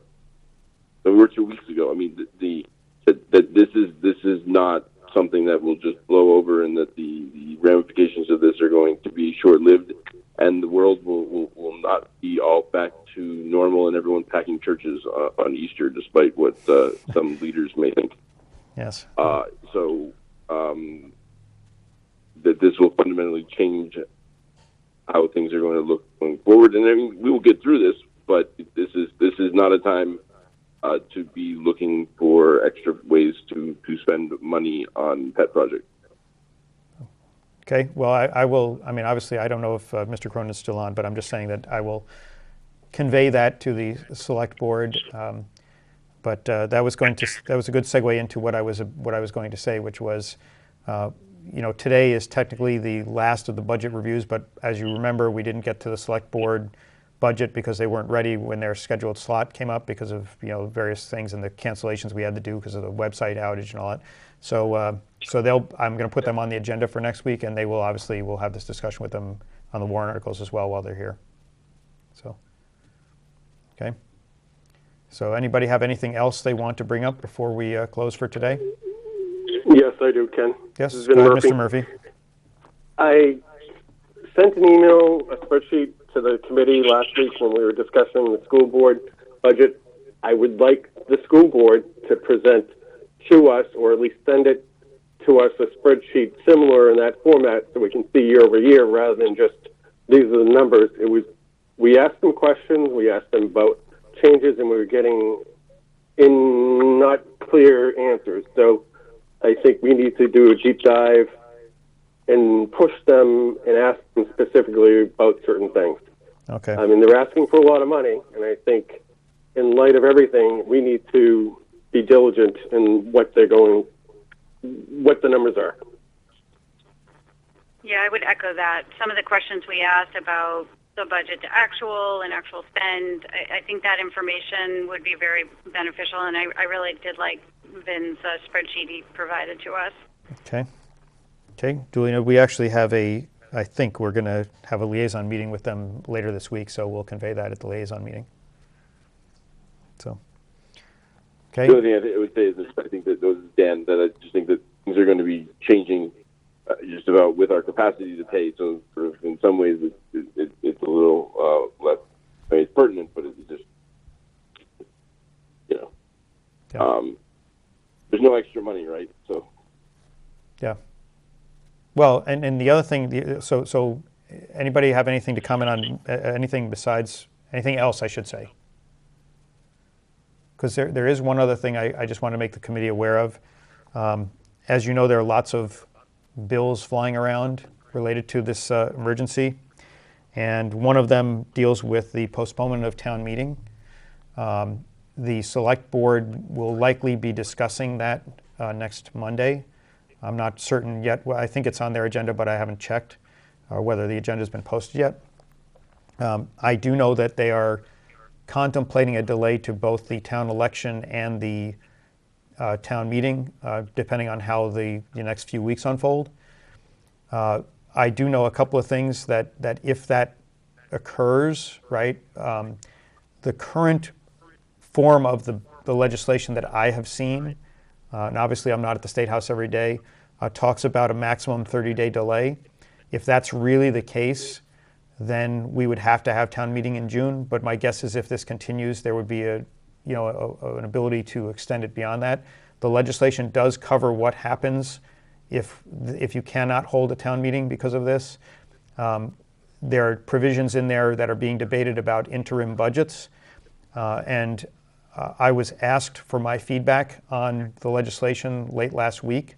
I provided that to the select board. I also provided it to Karen Spilka's office, partly because one of the proposals the governor had was to mandate appropriation at least 1/12 of the, per month, 1/12 of the FY20 appropriation.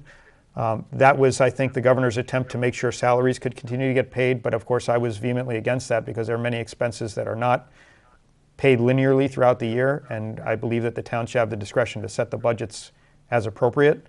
But there was also a provision in there that would give that originally was that I can't remember what the original provision was. It was how the budget gets enacted, and there was a discussion about changing that so that the select board would be able to enact this interim budget. And I basically vociferously objected to that, saying this is why we have finance committees, right? If there's going to be a temporary budget in place for the town that town meeting does not have a say in, there's no reason, especially in a crisis like this, that is not an urgent crisis, meaning something like a natural disaster that requires immediate response. Yes, we have immediate response to the virus, but we still have the ability to take some time to formulate a budget, right? So my recommendation was that the legislation make it clear that the budget would come from the Finance Committee and would be approved by both the Finance Committee and the Select Board, so that we maintain the balances and checks that are ordinarily there, even when town meeting does not have a voice. I just wanted to give you that. Again, who knows what comes out the other end, right? They're making the sausage right now. But I just wanted to share that there might be legislation coming that would allow the town to modify or temporarily delay town meeting, and in which case we would have another, if it comes out the way I want it, right, or it gets changed to give us the authority, we might have to consider interim budgets, and that's a discussion we'll have if that situation arises. But I just wanted to make people aware of that. So, okay.